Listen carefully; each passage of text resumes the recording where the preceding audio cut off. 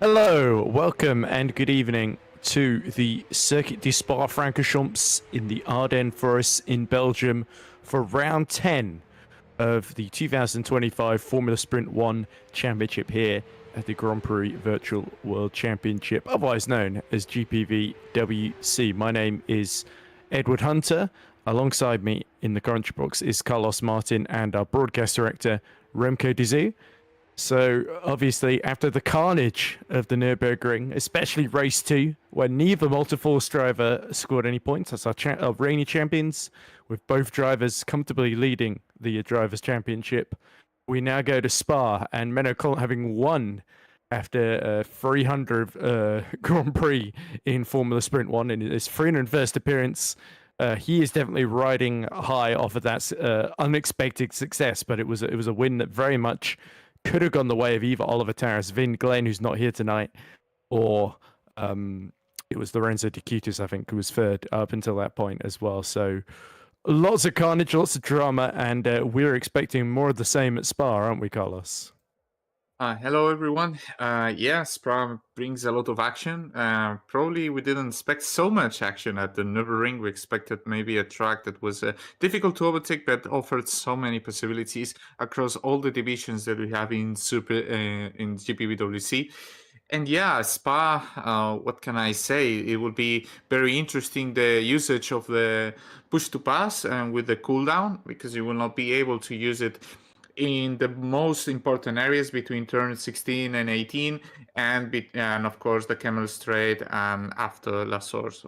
So it will be very interesting to see how the drivers adapt to this, to the new regulations of the FS1 that we are getting used to it now in round 10.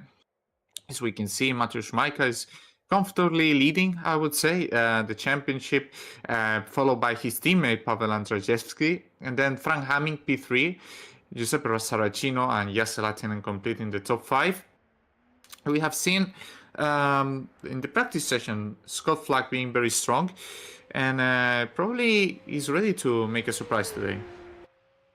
Yeah, certainly Scott Flack has had a bit of misfortune in the last couple of rounds. Did get a podium in race 2. Montreal, though, of course. But yeah, as you say, Scott Flack, the fastest 151.4 in the free practice session there, just ahead of Jesse Lattinen and Oliver Tarras in the 2 Apex Grand Prix cars. So can Scott Flack repeat those heroics for Overpower? He's definitely a driver that's excelled at saving his tyres, 10th in the championship, equal with next year in pole teams, Patrick Rozak as well, as you can see, just at the edges of the top 10 on 105 points each. So crucial for Overpower that Scott Flack can keep bringing in lots and lots of points, because that will keep them at the head of a very, very congested teams championship table as well. Of course, it's a Multiforce leading by 163 points over Team Schubert at the top of it, but then you go down to Overpower and P7, 126. They are sort of on their own. Then there's 100 to 1 are in P8, 6 points ahead of Pixelate in 9th, and the top 10 is rounded out by MS Performance, who of course was second last year, who are about 9 points ahead of Team Iris. So all these little points, these minor places, it could well have big impacts as well. We also saw Philip Koenig in the reverse grid race last time out get a P4. He was very, very strong actually in his home race at the Nürburgring, was the German. So we'll have to see how he gets on at Spa then, as we see Mateusz Majka, winner of race 1 at the Nürburgring, has won a number of races this season as the reigning FS2 champion. Of course, won race 1 in Australia, race 2 in Saudi Arabia, race 1 in Spain, race 1 in Indianapolis, race 1 at Silverstone before DNFing, and then the same thing happened again at the Nürburgring. So Majka, yes, he's got a 50-point lead over Andrzejewski in the championship, but let's not, 46 points exactly, I should say. But let's not lose sight that if you keep DNFing in race 2 in all the chaos, then that's potentially 20 points you keep leaving on the table each round that somebody's going to take if you don't finish. So it is really, really important to still score in race 2s, not just do the job in race 1 as well. As we see Majka really lighting up the time screen as he goes into Brussels, the downhill left-hander that leads you into Speaker's Corner, no-name corner as it's sometimes referred to. But the fastest lap, as we see, a little bit wide from Micah there, but a track extending through Speaker's Corner to Decutis, who is fastest through the first sector so far, 31.552. Early in the session, as the rubber is laid down, 35-degree track temperature, we expect these times to keep tumbling, Carlos, as the session goes on. Lorenzo has one of the highest top speeds that we have today with 299 here in qualifying. So that stacks, right? That they are very fast in sector 1, but then Oliver Taras makes the fastest sector 2 in the whole grid by quite a margin, to be fair. And we will see how it develops. The first lap times are just being set right now with Andrzejewski leading with a 51.4. Really nice sector 3 for the Polish driver. Yeah, Mateusz was forced to head to the pits. And we can see Patrick Rosiak also with a very good lap. And Giuseppe Saracino just heading to close sector 3 right now with a very good lap so far. Just 1.5 tenths off from the leading pack. So it could be P3, it could be P4. Could be even P2 with a really nice sector 2. I think P1 is a bit of the offset. We will see how he closes the lap, and he closes in P2. He does purple sector 3, well, just better sector 3 than Pavel, and manages to place the Team Shiba car into P2. So let's see how it develops. It looks like it's going to be a very interesting qualifying. This is the longest track we have in the calendar, and this will just not permit the drivers to do the most attempts like you would do, for example, at Indianapolis, that the lap time was barely over 1 minute, and here we are closer to the 2 minutes. So very likely the drivers will have, if you manage properly, 3 more attempts. If you abandon those attempts, you will have the opportunity. And here we see Roy Seifert, with a big slide. That's not ideal. You lose quite a lot of time. Yeah, these cars tend to be pretty oversteery if you want to have some speed. And when you trail brake, the nose dips and you get those snaps.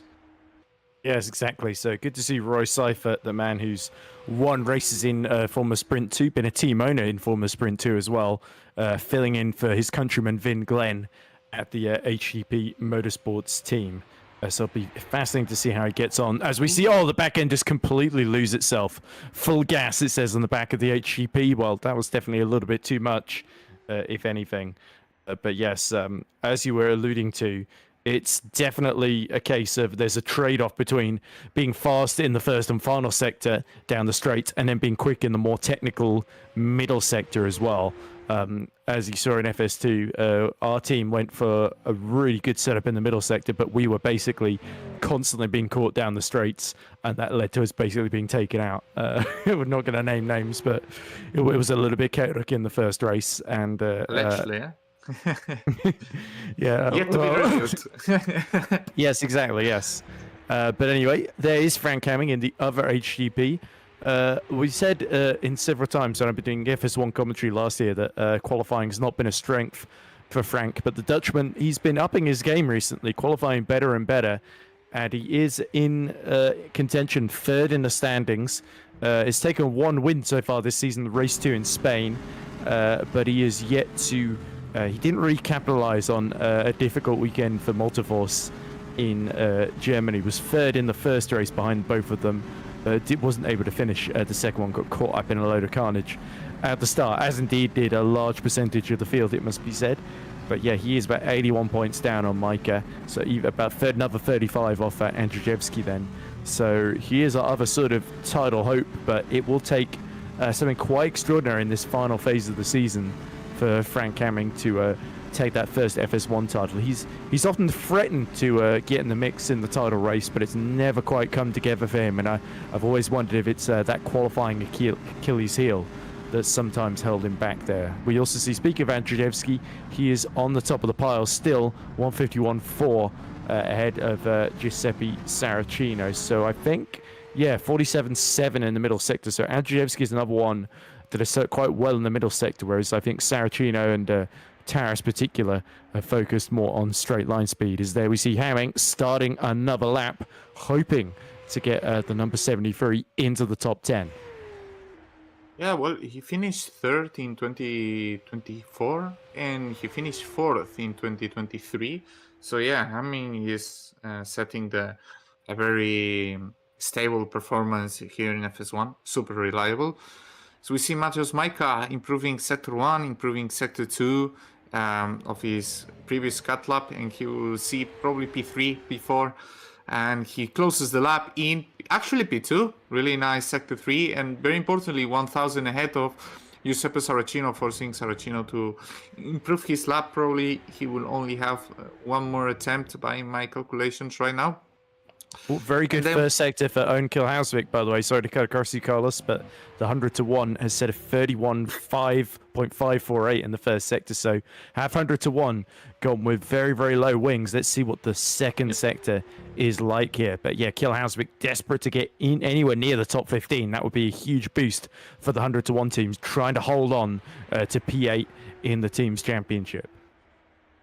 Yeah, Owen has 299.5 kph of top speed, so it just shows how important it is for sector 1, of course, being only one effective braking zone and one effective throttling zone. But he lost quite a bit in sector 3. He lost almost sector 2. Sorry, so a personal best in the middle sector there. Yeah, a personal best, but still 9/10 off from the leaders. And we will see how are the time sheets going to change after all the drivers completing their laps. As we see, Owen will finish his lap, and we will see where he's placed at. He goes P18, improves his lap time. Yeah, improved sector 1, improved sector 3. And yeah, not so great sector 2. As we see now, Jase Latinen just going for another attempt. He's gonna close in the lap. It doesn't look like it's going the best right now. He's currently P14 and he closes the lap in P8, 3/10 off. Not the greatest sector 1. So maybe it is a setup thing either, or it's not the greatest turn 1, which is very important for this track. You have a really, really long throttling section after it, so super important. I think most of the drivers just finished their second attempt right now, and we see Scott Flack right now trying to do his attempt right now. Scott Flack is in the lower top speed end, so probably this first sector, even though it's not the greatest, it can still be good enough to mean for an improvement if he nails sector 2, which he doesn't look like. But let's see how the sector span here. Yeah, 1.3 seconds off, so he gave up. Yep, so he's going to have to reset and go again then, as we see Lucas Filin, in the middle of a lap. I thought Filin was a bit unlucky at the Nürburgring in that second race because he was gearing up for a podium charge, and then had an incident where he's fighting with, I believe it was a Decutis, where he just spun around, trying to go around the outside him at the Vidal chicane. Nearly 4/10 down in the middle sector on pole, but this could still be a really, really good lap. If you look at the margins here, behind Rozak, Majka's 3,000ths behind him, Saracino a further 1,000th behind Majka, and then it's 17,000 steps. It's very, very tight throughout. Pretty much second through to 14th is about 4 temps total, and they're all millimeters apart from each other then in terms of time. As Luca Valen powers towards the line, it's a slightly down in the final sector, so it's only good enough for 10th, just behind Michael Falkenhayn. So Falkenhayn having another very solid qualifying in 9th position there for 0-1. Yeah, everyone is very close, even though it's the longest track of the calendar. Right now we are just waiting for the drivers to actually start their own lap. So Ed, what's your bet for pole sitter tonight? Oof, I think it's a bit much asking for Scott Flack to set a 51. Even a 51.5 would only get him on the front row, I believe, if he's in between the 3,000 margin between Rozak and Majka. So I think it's probably going to be either one of the poles or someone like Latinen can maybe pull it out the bag. I think I'm going to go with Mateusz Majka. Matheus Micah, so you're banking for him to improve to set a really low 0.4 or even a 0.3. Let's keep an eye on that. Let's keep tracking of that. Micah, for now, he is improving. I can tell you from the sectors, he is 36 thousandths behind Pavel right now. And he's closing, he's just doing right now sector 2. He goes a bit wide here in the hairpin heading into No Name, not using the full track. It looks like he gave up, right? I'm not sure. It doesn't look like he's using the full track right now at full speed. And I'm fairly sure he's not like full pushing Still it. just about got time for another run, isn't he? So, I mean, do the tires last? Does he have the feel for it? I mean, it looks slow. I don't know how slow it is. We'll see now the sector time. Well, maybe I'm wrong. And yeah, 3.3 seconds off. down, yeah. Yeah. And one driver who closed the lap is Raymond, who closes it in P14, improving. It's pretty crazy that P14 is under the 5/10 gap right now. And we see Karas just out of field. I think he gave up. He came to a stop, didn't yeah. I think Andrzejewski's done the same because he's not been out on track. He seems to think he can't go better than 151.4. So still an incredible lap. And Andrzejewski, of course, was on pole at the Nürburgring as well before he got jumped at the start. So he's the one under pressure in the championship, isn't he? Because he's really the only one that can beat his teammate Mike as we ride on board with Saracino, the Italian, having a bit of an up and down season. Still yet to take that first win, but he's finished second on 3 occasions. Of course, it was a little bit fortunate to luck into the second place in race 2 at the Nürburgring, but nonetheless, he was still there when it mattered to take advantage when there was all the chaos for his teammate and a number of other drivers in front. Checkered flag is out. Can Saracino, the Italian, pump in an amazing time here in the Team Shiba? He's 4th on the grid at the moment. Just 4 thousandths, 5 thousandths of a second would get him ahead of Patrick Rozak and onto the front row here. He's 74 thousandths down in the middle sector. It's all or nothing on this run through sector 3 through Blanchimont, and now towards the bus stop chicane. It's so crucial that he gets the braking point spot on here, and he looks to have done so. Gets the turn in just about right, and now back onto the apex, onto the power, out of the final chicane, on the run to the line. What's it going to be for the Team Shiba driver? It is second. There we go. Fastest final sector of anybody, and he's 77 thousandths off a pole position. Brilliant final effort from Saracino. Yes, it's purple sector 2. Wow, that's a massive improvement.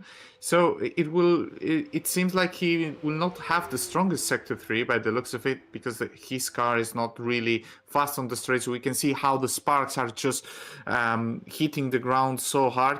He goes for the braking zone. He doesn't open up much the trajectory there, and he will take a very wide line on the exit. A bit of problems with the wheel spin. He will close the lap in position.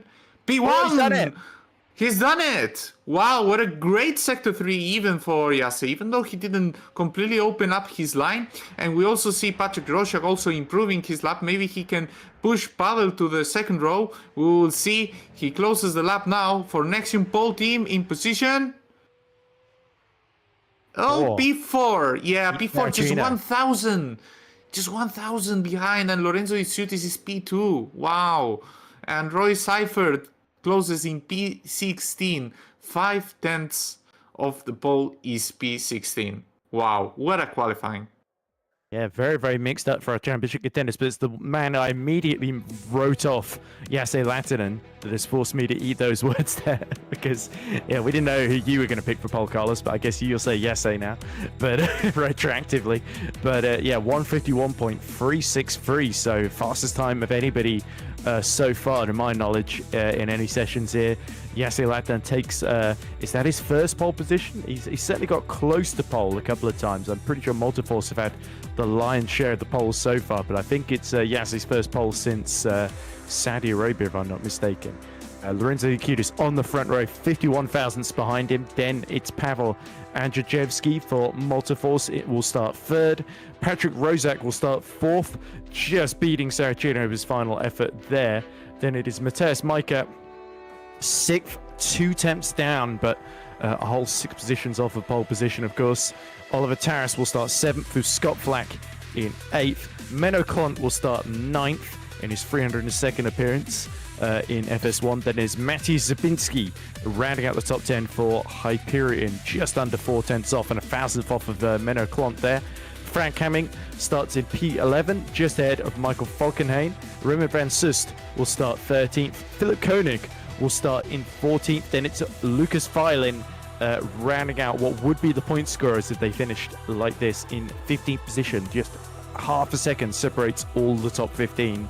Royce Seifert on his return will start in 16th. Alexander Gonzalez Green will start in 17th for LEF. Then there's Wesley Stefano 18th, Matthias Dabrowski 19th, and Victor Bernat in his first appearance, I believe, in FS1, rounding out the top 20. Continuing on. Oh yeah, sorry. Sorry, go ahead. Sorry. I'm just going to ignore you anyway, Carlos, like I normally do. That's Matis okay. Gazowski, even when you're on track, admittedly. Well done, the P4, by the way, last week.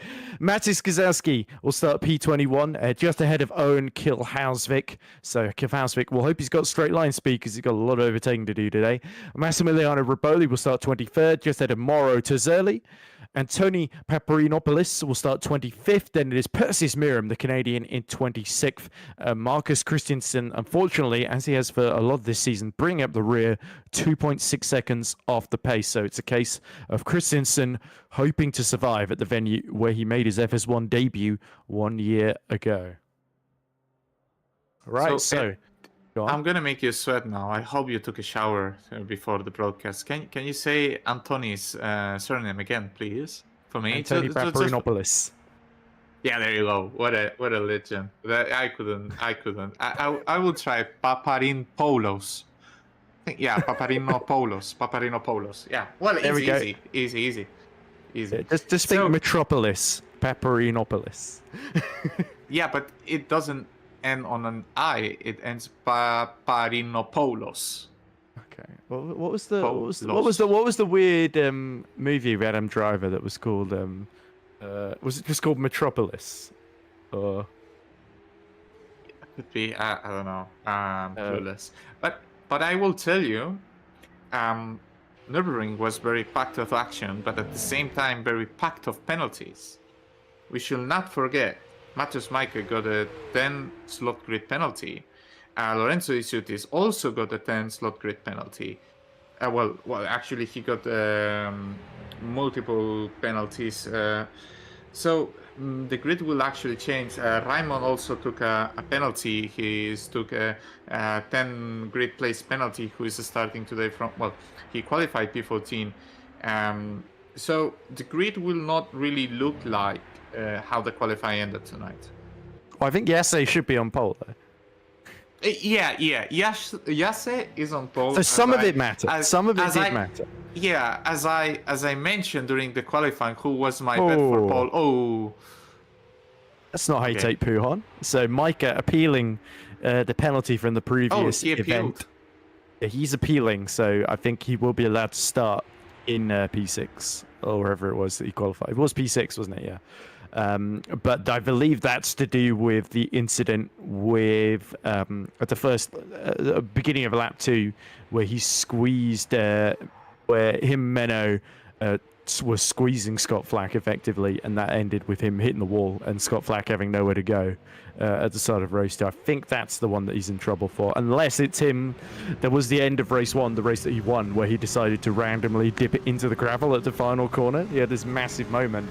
And by the way, if you watch the highlights from Super League, you'll notice in that race, for some reason, Tom Stevens tried to do the same thing in 5th. But you would have noticed because I'm behind you, Carlos. And you had another team he tried to deal with. Yeah, he had this massive moment where he nearly lost it. And if you watch the highlights, you can hear me screaming, going, "Oh!" And then it just cuts the results screen. It's like, yeah, Tom's fine. But he just randomly has this crazy moment out of the final corner. So, and of course, he didn't pop up in the interview room, so I didn't get to ask him about it. But to be fair, I also didn't ask Jeffrey Forney about having a massive 360 moment when trying to pass. I think it was Sven Schubert, where he just had a massive moment with the DRS open through Hasenbeck's Boden towards that chicane where he just looped it around. Anyway, FS1. We got 7 minutes to fill. I just remember my overtake with 2 wheels in the grass. That's all. Yeah, that's awesome. That made it in the highlights. Don't worry. No, but speaking of which, appealing is one of the rights that the drivers have in GPVWC, and I think if you think it very objectively, here is a. I mean, it's never a never a good track to actually take a penalty, right? But if you have to choose one on track to actually take a penalty, it would be this one, right? I mean, it's probably the track that offers more overtaking chances, and these appeals take some time, and we might see or not a successful appeal. And one of the things when a team considers appealing a decision, it says, okay, so what are the upcoming tracks? Is it worth to appeal because then it will be easier to overtake? I mean, Monza would be fairly easy as well, but if he gets the penalty, I mean, if the appeal is not successful and gets the penalty for Hungaroring, it's not gonna be it's not gonna be fun. It's not gonna be very beautiful, isn't it? But yeah, well, I mean, if Mateusz thinks he's completely right about it, I mean, of course, he should do it, the bill. Okay, so Vince has just clarified to me it wasn't anything to do in race 2. Micah got a penalty for practice, so apparently there was incident with Osama Kanani, funnily enough, when Micah was impeded by Kanani into turn 1, made contact. In frustration, Micah deliberately ran into the side of Kanani, and the DC appreciates Micah's apology, but also gives him a 10-place grid drop and 1 license point for unsportsmanlike conduct. So, yeah, so our championship leader in a bit of hot water, but as we say, appealing that decision. It's very difficult. He's got to hope that Osama Kanani is merciful and drops all charges, which we'll see if he does that. But Osama Kanani is somebody who's had been criticised for his own conduct in the past, so I don't think he's going to be particularly keen to back down when somebody does wrong to him, even if it is in a practice session. So they're pretty, they're kind of eye for an eye types. These you have to behave FS1 at all times, regardless if it's practice. Even after the race ends as well. Even after the race ends, you have to behave. I mean, it's well, it happens. We're humans, right? We do mistakes, and it can happen that we let our emotions go through. And as long as you learn from it, and that's the point of the penalties, and doesn't happen anymore, it's all good. Talking about the strategy for tonight.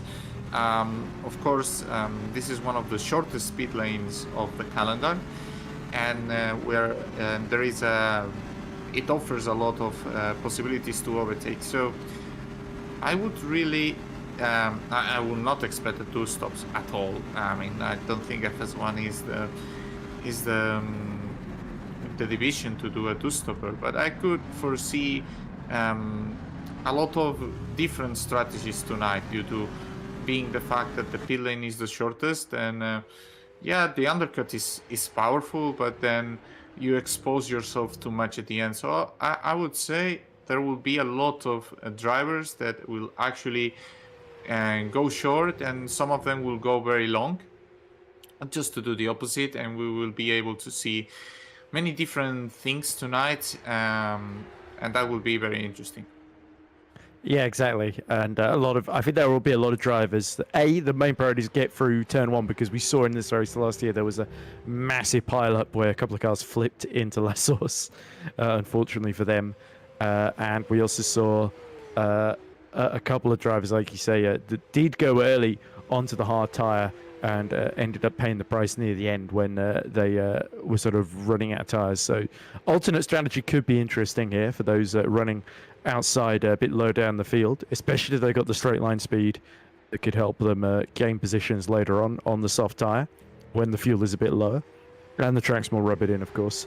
But it might also be a dress rehearsal for race 2, where you might see a couple of drivers gamble on the softs, but as is typically the way in race 2, we do expect most of the field to plonk on the hards, which we should comfortably be able to get to the end here, barring disaster, of course. So as we look at Menno Klont, our most recent winner. Of course, last time we were here at Spa a year ago, I was also roped into commentating that one.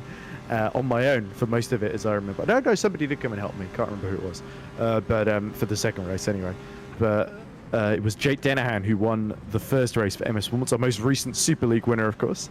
And then it was Victor Ivanov in the other MS Performance that won race 2. So MS Performance will have to go some to match those results today, because if you look on the grid, Van Sust is 13th, and then qualifying a bit lower down is Wesley Stefano 18th. Sorry, so I missed that. But yeah, we only had 27 cars setting a lap time in qualifying, so that's 3 cars that in theory should be missing. I think there's a whole team missing off the grid, but I can't remember who exactly it is. But yeah, I think MS Performance will be one of those teams that will be looking to take advantage of the chaos and maybe taking a few gambles, especially when we get to race 2 especially, as they did actually get a double point score in race 2 at the Nürburgring, which was one of the rare times that they were able to do that as well. So as we look at Pavel Andrzejewski seeing 3 cars all slipstream each other in front of him, the King's car I think gets well out of the way, and then you see the KKR and the 0-1 in front of him. Now third on the grid, Andrzejewski, realistically, to keep his title hopes alive, 46 points down, he needs to win this one, doesn't he, Carlos? And that means putting as much daylight between himself and Mateusz Majka, and including as many cars as possible between them. I mean, everyone wants to win tonight. Well, that's the other way of taking Puhonra. Yeah, you need to steer to the left, or at least try to. Okay, I've seen Alex Luhu doing Pujon steering to the right and not going off track. I've seen that myself. Next lap he went to the wall, like it's his tradition. But yeah, everyone wants to win. Everyone has its arguments to win. We didn't. Where are these people going? Well, it's a warm up. Like it's another burnout. There is no punishment for that. There is a very intense battle for the second position in the Constructors' Championship between Team Shiba and Apex Grand Prix. There is only 20 points of difference, and having Yase today in pole with the Team Shiba also following Yase, and then Oliver just right behind the Team Shiba just shows up that yeah, this is gonna be probably one of the hot spots of the race. And yeah, we cannot forget, of course, Frank Hamming, which yeah, he will just take advantage of. I think the best attribute from Frank is that he's able to capitalize so well in the early stages of the race and getting out of trouble, even though he starts in the most complicated parts of the grid. It doesn't really matter where he starts, he just manages that very well. And today, given the fact that it's the nature of the track and everything, it could be a very interesting race for him as well. But yeah, let's see. I'm very excited for it, and for Patrick Rosiak as well. Yeah, Frank Hamming is very, very good, especially in the reverse grid races as well, if he can stay out of trouble. If you think back to not just this season, where of course he took that win in where was it? It was Spain race 2, wasn't it? But think back to the last season in Canada, where he fended off Ivanov. Ivanov went for the soft tires, wasn't able to pass Hamming. And then United States Grand Prix at Austin, especially, there was a great drive from Frank Hamming to win when Ivanov and I think it was Simon Frelick were working together, building a sort of DRS train throughout most of the race. And then Frank Hamming, towards the end, just got a bit annoyed and decided to invite himself past both of them one at a time. And yeah, completely broke them in the final stages of that race and stole the victory away from them.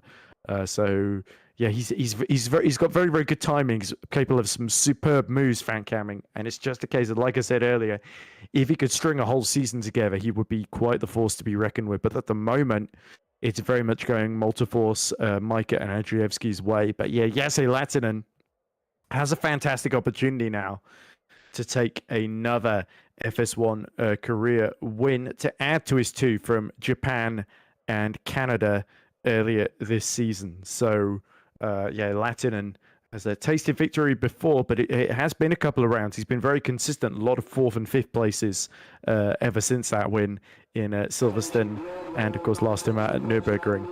But this will be the big test for Latinen, fending off Andrzejewski, Rozak, Saracino, and Micah, who are all very, very top competitors there. As you see, Decutis' penalty drops him down to P12 then. I forget what that's for, but I assume it's for some infraction here or there that I've forgotten about. Exceeding track limits, 10 place group penalty from qualifying. There we go.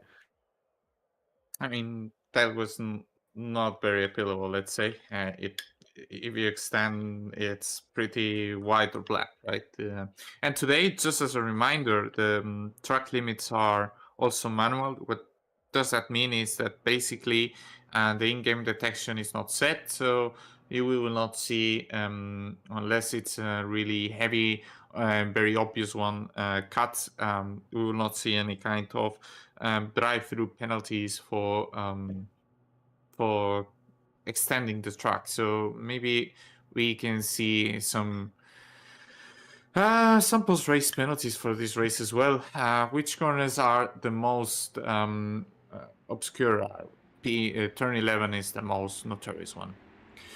As we see now, the formation lap starting. Jesse Latinen leading the pack right now. And we will see Pavel Andrzejewski on P2, Patrick Rosiak P3, Giuseppe Saracino in P4 for Team Shiba.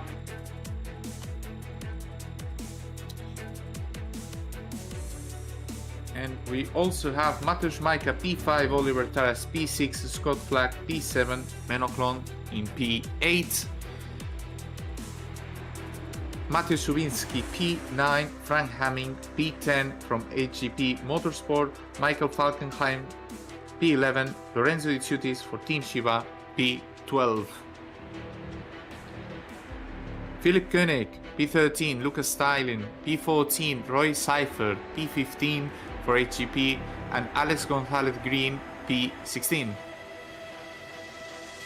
Wesley Stefano P17, Mateusz Dafrowski P18, Victor Bernat P19, Mateusz Guzowski P20. Owen Kivelhaupsik P21, Massimiliano Rivoli P22, Raymond Van Zost P23, Mario Terzi P24, Antonis Papadinopoulos, sorry for that, P25, Perseus Miriam P26, and closing the grid, Marcus Christensen in P27. I must say, I'm getting used to say the Polish names, but it's the Greek name that's the Greek ones. The long Greek ones. And I can say long German names. I can say long Polish names. Long Greek ones, I'm not prepared for that yet, but I'm excited for that. Yeah, I was surprised you volunteered almost to do the starting grid order there. But when you started, I didn't want to interrupt. You promised to interrupt me, like you wouldn't care. Oh, okay, no, so I can assert dominance now. I will say... You've been doing that already. I will say tonight, Patrick Rosiak is taking the race win. Okay, right. In race 1. I think Latinen's got this in the bag as long as he has got the straight line speed, but we'll have to see. We got a few comments. Hell yeah, Finn on pole, says Juho Soppinen. Lots of people happy to see Jesse Latinen take pole position. Lorenzo Terovic, the LEF team owner, says, hello everybody, the UK is good so far. I just saw a little from outside the train. So he's obviously being fleeced by the train company for his ticket on the train, and he spotted a local supermarket called Lidl. Other supermarkets are of course available, but nonetheless, as you see, Christiansen lining up in the 27th and final spot on the grid. As we're now about to see the red lights ignite here at Spa-Francorchamps. That means race 1, 22 laps of action about to get underway. And when they do, here we go. Jesse Latinen leads the field away as they all spread out on the run towards Lassos. Andrzejewski trying to go around the outside, has to tuck in for now.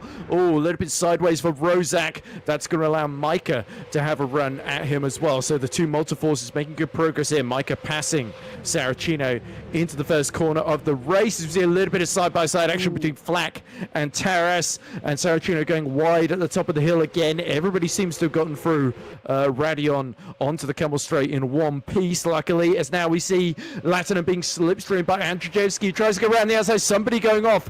Cypher has hit trouble in the middle of the Camel Straight. Big yellow flag in Sector 1 there, but the order then is Latinum, Andrzejewski, Rozak, Micah, Saracino, Taras, Flack, Hamming, Klont, Zabinski, your top 10. Yeah, I think Thailand went off track fighting there with the Zooties, and we see a lot of fighting here in the mid pack of the grid. We see Alex Gonzalez Green right now, and we will see a lot of people right now not using the push to pass. Probably they used it already, or they are just waiting for after turn 16 to just take the chance now. We'll see a lot of drivers fighting, a lot of different compounds here already, and we see again Klont, Zubinski fighting for P9, and we see a bit of grass touching there, and maybe just need to defend the inside now, and we will have another overtaking chance. Everyone is super close. Watch out right now. Oh! Ooh, what is happening? Did he let him go?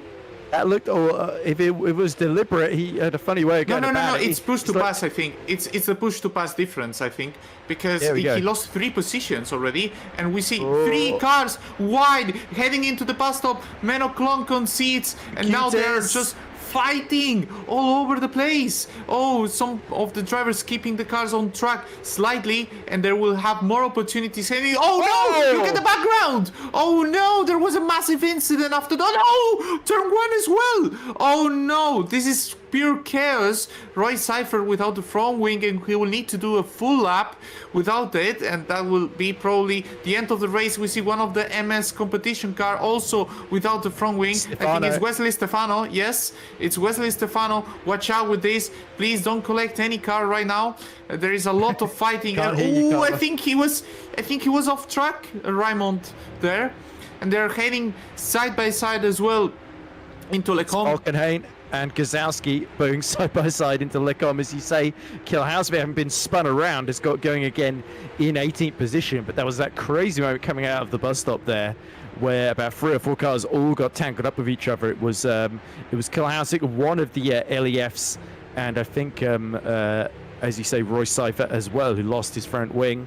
And now we see Kilhousby trying to defend from Massimiliano Ribola, who's also had a bit of a messy start to the race. But anyway, up front, Latinum leads Andrzejewski by nearly a second now. It's still Rozak in third from Micah. Micah set the fastest first sector of anybody, right in the toe of the leaders here.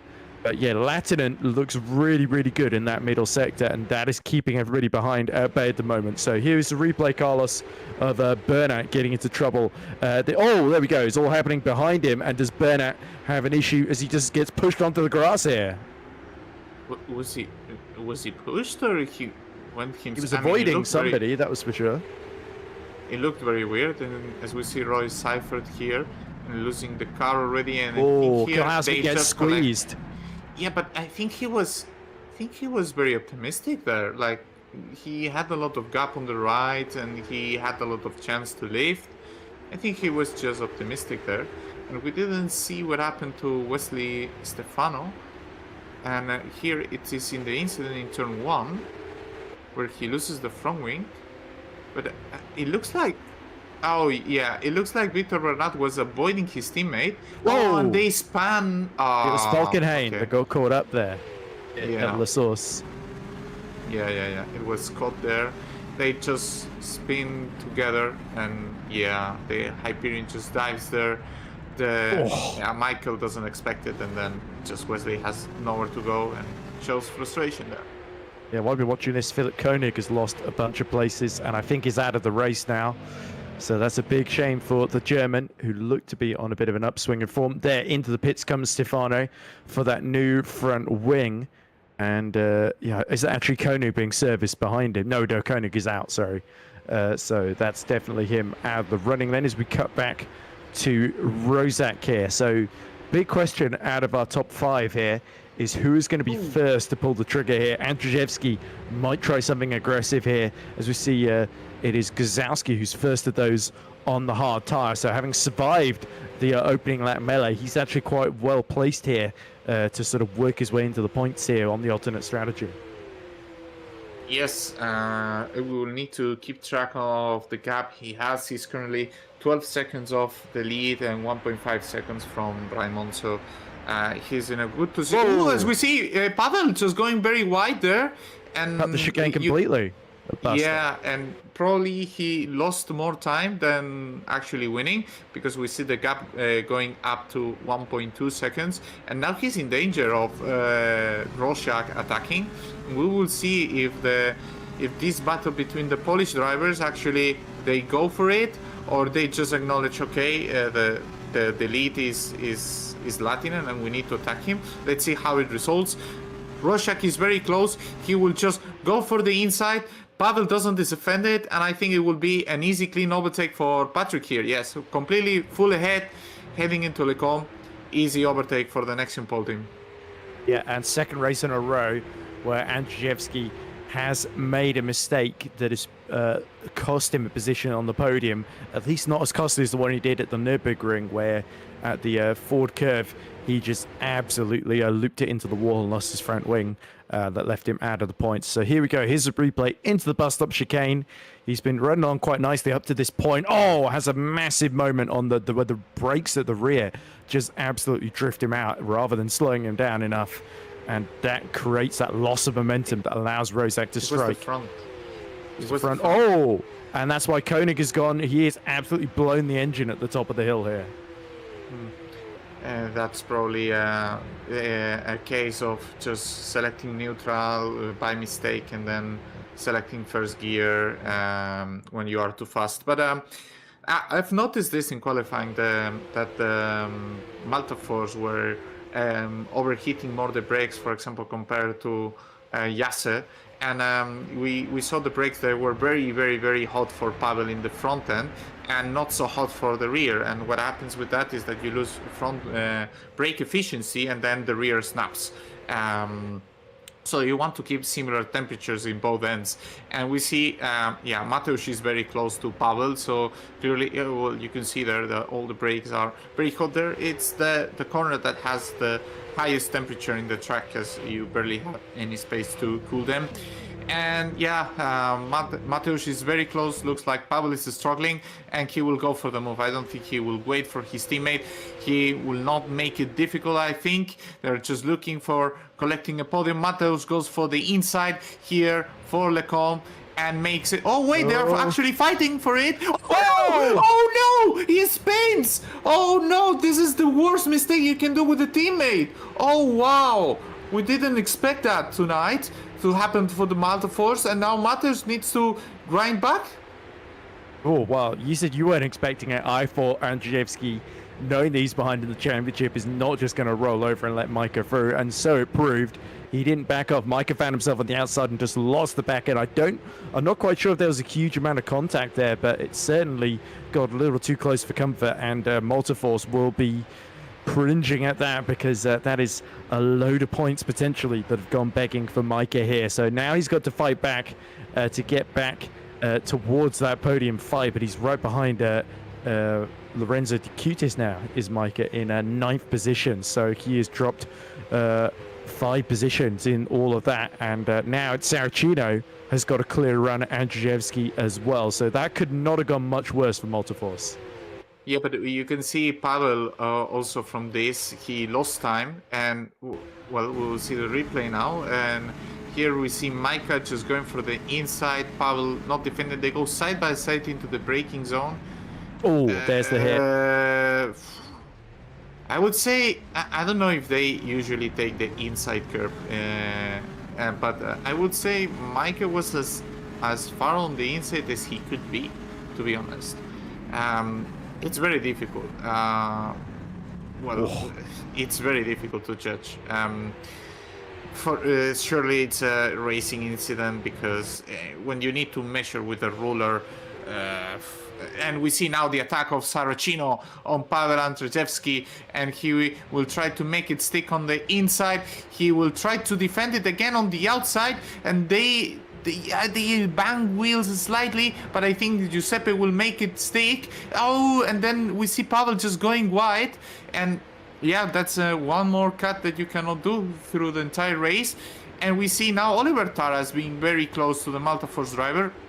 And here there was a high discrepancy in the top speed between Apex Grand Prix and the Malta Force.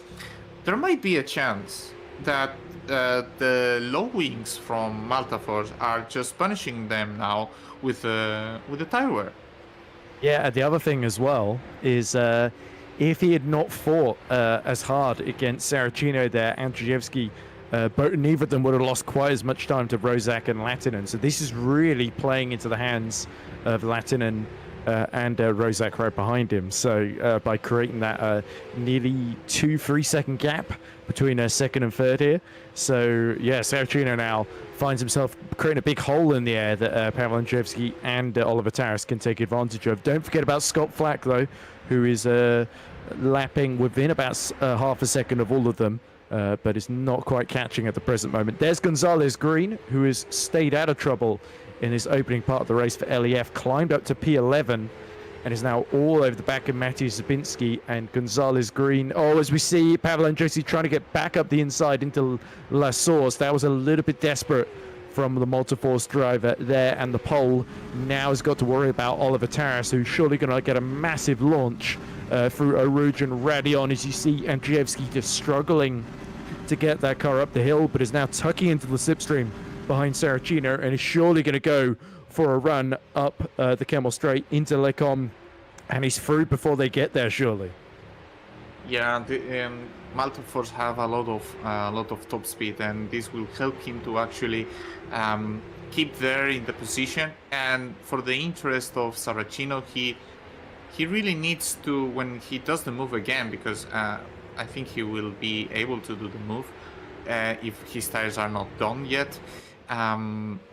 He needs to do a mega sector 2, and it is possible because the dirty air will just naturally push Pavel behind, and you just need to have those extra 2-3 tenths that you have to push him over the 8 to 9 tenth gap, and then you will have a nice chance. But definitely they are losing a lot of time. They are almost 2.6 seconds behind Patrick already. Yeah, Latine, it looks like a one-on-one race right now between Yase and Patrick. So yeah, still Latinen being able to pull away. Great race by the Finnish driver so far. And the last podium spot, it's not over, of course, but there will be a lot of action as we see Saracino being super close again to Pavel, and he will have the chance again when he goes out of the Rally Lyon, because earlier it's not the smartest way to do it. He's right into the diffuser. Yeah, sorry, go ahead, Edward.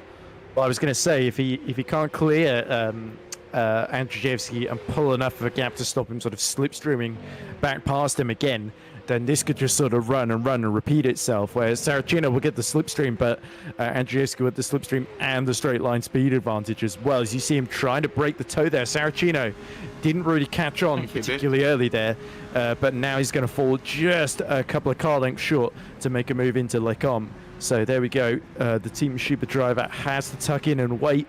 And don't forget, side by side, Gonzalez Green going around the outside, but has to go off track to make that move against Zabinski, meaning he has to lift off the throttle, let the Hyperion through. But that was very, very brave, trying to go around the outside there as he now dips his nose up the inside into Bruxelles. And that was also very risky, the kind of maneuver that can cut off your front wing if you're not careful there. Don't forget, Lucas Violin is catching both of them 2 tenths quicker on the previous lap than Gonzalez Green. Yeah, this fighting just makes you lose so much time. You want to do clean overtakes. Not good on your tires either. The softs starting to wear after 8 laps.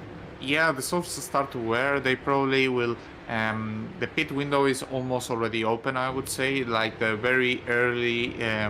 drivers who desire to pit, they will just start to do it fairly soon, and we can see some wobbling in the cars, lacking for traction and lacking for a lot of front grip as well. But Latinen so far is not struggling with these tires at all. He's keeping the gap. He keeps doing laps. Patrick Rocha keeps following him, and Saracino might actually have a chance again. I wanted to mention that into the pits, we see come some Flack. people to the pits. Yes, And to Cutis and Micah. yes, this is important because Malta Force couldn't pit in the same lap, even though there was the spin between Micah and Pavel, because they cannot double stack, and here the pit stops are quite long in FS1, so they are not for that, and they are clearly trying to go for the undercut, or they just there was not enough tire, and this is the fastest strategy. Important to note, Apex GP, neither of them pitted, as we see Lucas Styling just going through Alex Gonzalez Green easily, and then we can see maybe the MS driver Raymond Van Zost trying to go for a move. That's We Flack. see, yeah, Scott Flack just in front of Tavrovsky, and this Lorenzo Di Giuti is going for the move right now, and maybe going for Scott Flack as well, but I think he's a bit too far away. Yeah, Team Shiva lacking a bit of top speed, and they should be very aggressive on the push-to-pass usage. I did notice something, Carlos, just before Takutis pit, that he was side by side with Hamming, and I think he just made the move on Hamming and then immediately dived into the pits. As all was that, I think that might have been Owen Kilhausvik in the 100-1, having a bit of a sideways moment there at the top of the hill, but he just about collects it and carries on ahead of Gazowski.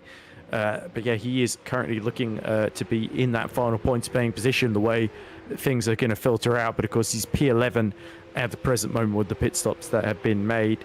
But Flack, leader of those who have pit, he's 24 seconds down on the lead. So Latin are not quite in danger of being undercut here, but Saracino and Taras may look a bit worried. Well, I mean, the undercut is very powerful. He could very be in an undercut position. And we see Saracino and Pavel just going for the pits now. And, well, this means Apex will go very long. At least they cannot pit at the same time. So this is showing that the higher wings are just enabling you to go longer, or at least Apex GP set up the car to be able to take care of these tires. And now, of course, these drivers will actually prevent Oliver to have the position, and we will see where they land. It's very important to not land on traffic like Lorenzo just had to clear the traffic, and because you just lose time with that. And Saracino right now P11, Pavel P11. He will actually win time by this traffic because you just get the slipstream. Pavel makes it easy through the camel straight. And now Saracino will be more of an issue because clearing this traffic, he will need to wait a lot of time. As we see Hamming here, P15 currently battling with Micah. Micah's through. And, yeah, Micah's through, and it will be just easy job for the Polish driver so far. Yeah, there you go. You can see Zabinski and Dabrowski now just behind Frank Hamming. So Zabinski has just pit a lap ago. Dabrowski, though, started on the hards, is still on them. So it could be used to hold up Lucas Filin behind if he gets any closer. But yeah, strategically then, we are looking at Latinen still in the net lead of the race because his next closest challenger, I think he is trying to pit so he'll come out ahead of Gazowski, isn't he? So that seems to be the gap, 21 seconds at the moment. And then we've got Andrzejewski, I think, is the closest challenger of those who pit. There we go, Rozak pit. So surely one or both of the Apex Grand Prix cars have got to pit this lap around. Saracino now clears Riboli down the back straight towards Blanchimont. Yeah, he needs to pull these moves. He cannot wait until the main straight. Although Riboli is doing his own race, so if Riboli has the chance to overtake, this can actually backfire to Saracino. And Saracino is actually fighting with Patrick Roszak right now, same as for Pavel Andrzejewski. I think he will still be ahead, not by much. Pavel. Yeah, he's ahead. He will have a lot of overspeed now, so he might have a chance into going to the Lecombe. I mean, I think he's a bit too far away, but I mean, now he has a delta of 3 lap all the tires, and it's not the ideal. It's not ideal because I think you just admit that the best position you can fight for tonight is at least for race 1, P3.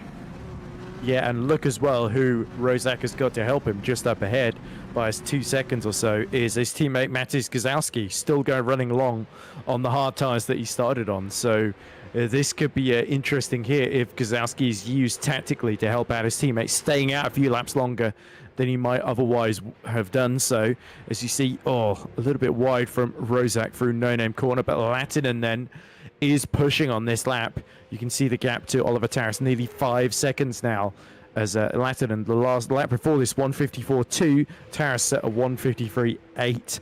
But yeah, he was really struggling through the first sector, but much quicker than Taras through the middle sector here. So Latinen, the softs are really wearing down, and now is the moment to put the hards on. Look how much difficulty he's having steering into the bus stop chicane there, as he now goes towards the pit entry, and this is going to be the crucial stop. Taras, though, decides to stay out. Gonzalez green. He cannot pit. He cannot pit because they will double stack. There's not. The gap is too 5 small seconds. for that. Yeah, 5 seconds is too small. The gap is right. too small, and Yase was actually losing 1 second alone in sector 2. Ooh. And as we see fighting here, Lorenzo Zutis and Scott Flack,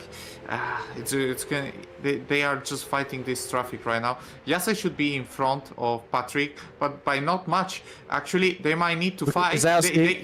He will need to fight.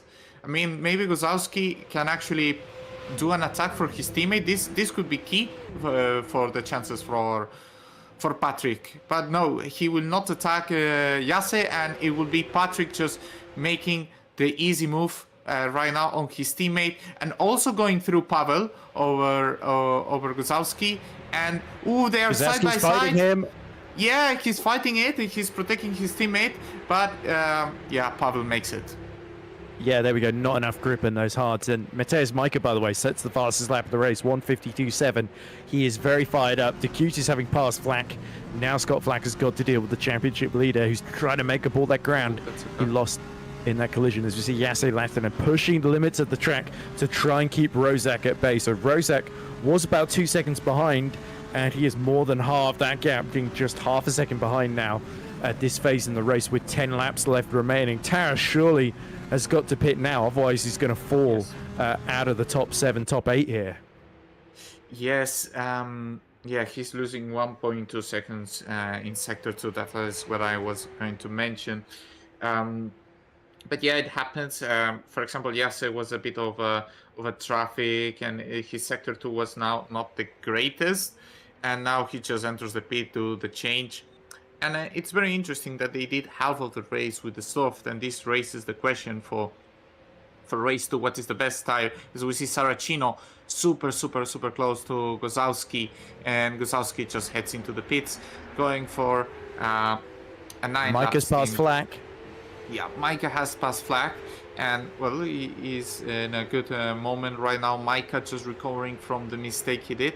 It will be important for Taras try to be in front of all these drivers. I think he will need to fight with Lorenzo for the position. It will not be easy for the Apex GP driver who has tire advantage. They go side by side in all rush, and oh no, he goes wide. He goes wide, and he cut the corner. He probably will need to give the position, but I think he will. Yeah, he just pulls out and gives the position help back. Micah here. No, he doesn't. No, he doesn't.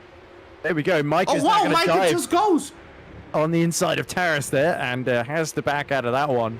But that was very tense indeed. I don't think it was a smart move from DeCutis to try and go side by side at the bottom of the hill at Rouge and Radion, because as we see, Raymond van Sust is out of the race then, having pit for the hard tyres. The MS Performance Drivers Day is done. That's a big shame for the Dutchman then. But yeah, that nearly opened the door for Micah as a consequence there. But yeah, I think DeCutis could maybe have waited I mean, he made it through by hook or by crook, but it did feel a little bit like he was trying to find a bit of track that didn't exist. And Micah just overheating the rears and nearly allowing Scott Flack a chance to get back through there, as Flack has a little moment of his own through the Fanny chicane. But yeah, that's going to cost Micah a chance of attacking Taras again. Yeah, I mean, Oliver has tires in really good state, and it helps him a lot that Micah right now is so far away because he can attack calmly Lorenzo and he doesn't need to worry about Mateusz anymore. And he still has a chance for contesting for P4, I would say. P3 is so far away with pitting so late. Maybe the tires, he can pay off this overcut that he is actually trying to commit. But right now, Pavel is in a really good position to keep this P3. Oliver will go for the attack. He is in attacking range right now. He will get the slipstream of Lorenzo Di Sutis. They go through Eau Rouge, they go through the Radillon, and they go to the Camel Straight. I don't think he's close enough to actually pull the move.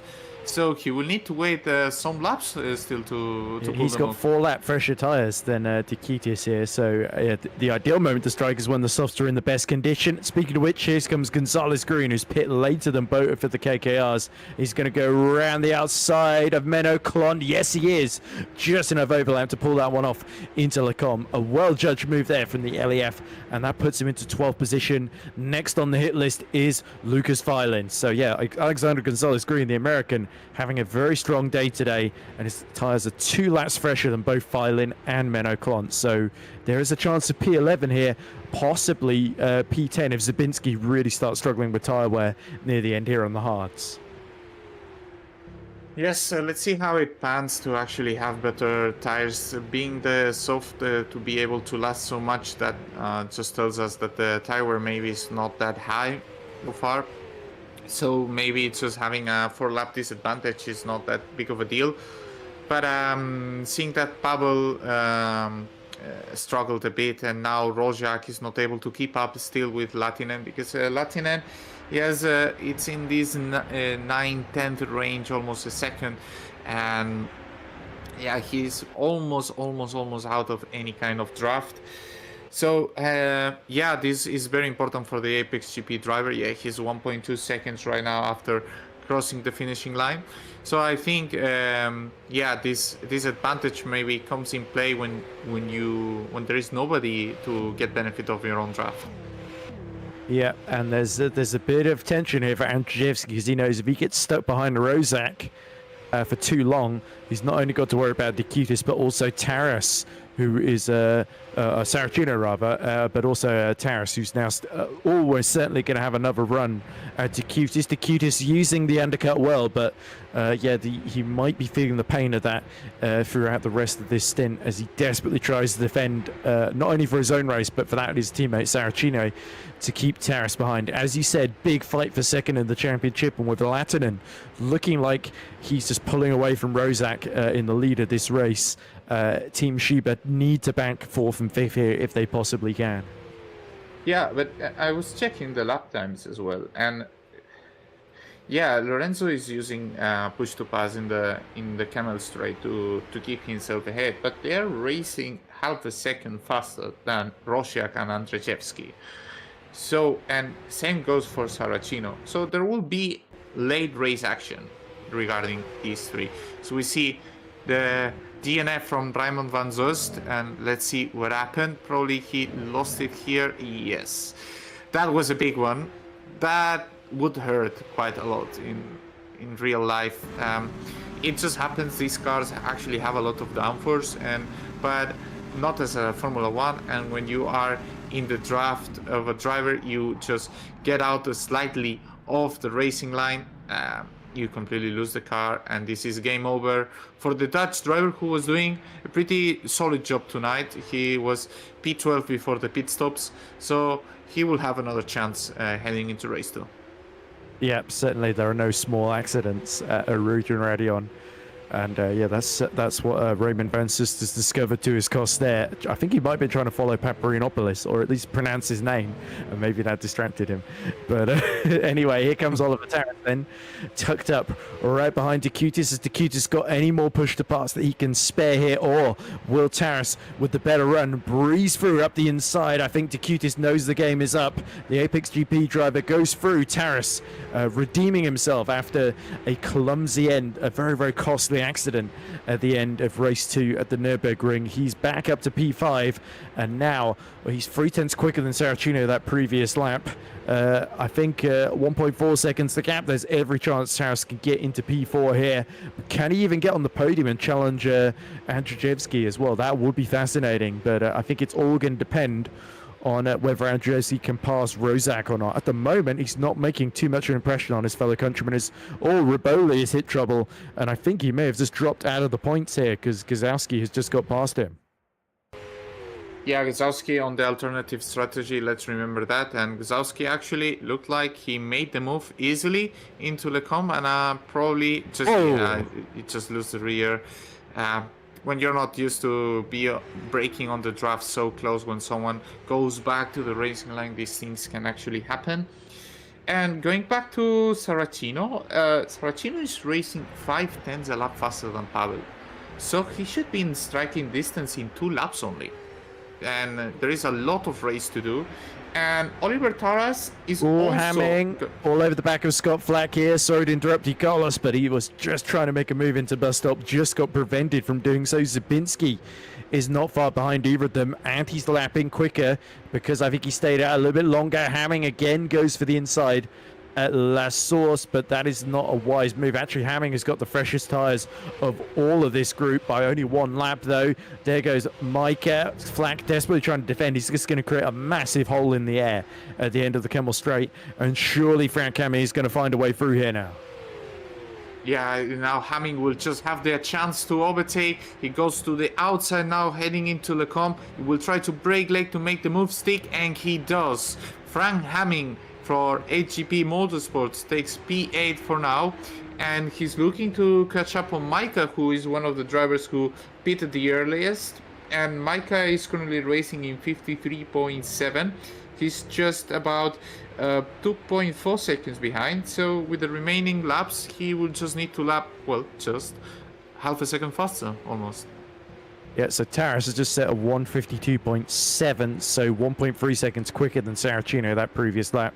Fastest man on track is still Wesley Stefano in the sole remaining MS Performance, down in 19th though, but he is on the soft tyres like Paparinopoulos, like Dabrowski, and like Guzowski as well. So it'll be interesting to mark the progress of those 4 up the order. Guzowski in the final point at the moment, but he's 8.2 seconds behind Owen Kilhousewick, who looks to take 2 precious points for 100-1 on those hard tyres. Alexander Gonzalez Green as well for LEF is 1.7 seconds behind Lucas Filin, but his charger started to halt as Taras gets a little bit carried away, drifts a little too deep into the bus stop chicane there, and that will give just a tiny bit of buffer. This might have costed a lot, because now if he doesn't overtake now, Saracino will take the slipstream very soon from Pavel, and he needs to make the move now. This is the chance. If you want to finish P2, the chance is to make the move now. As we see a yellow in sector 1,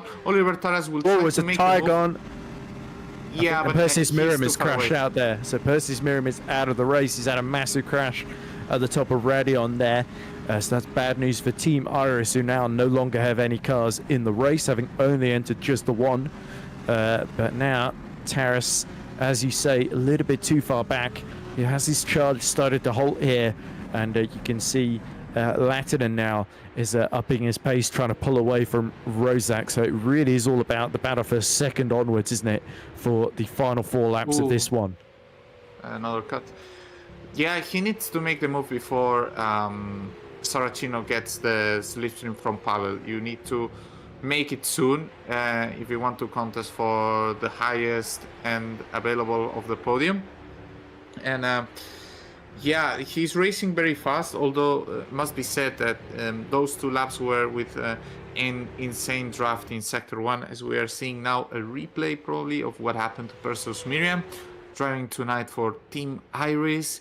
He's heading into Eau Rouge, and he clips the inside curb. Whoa!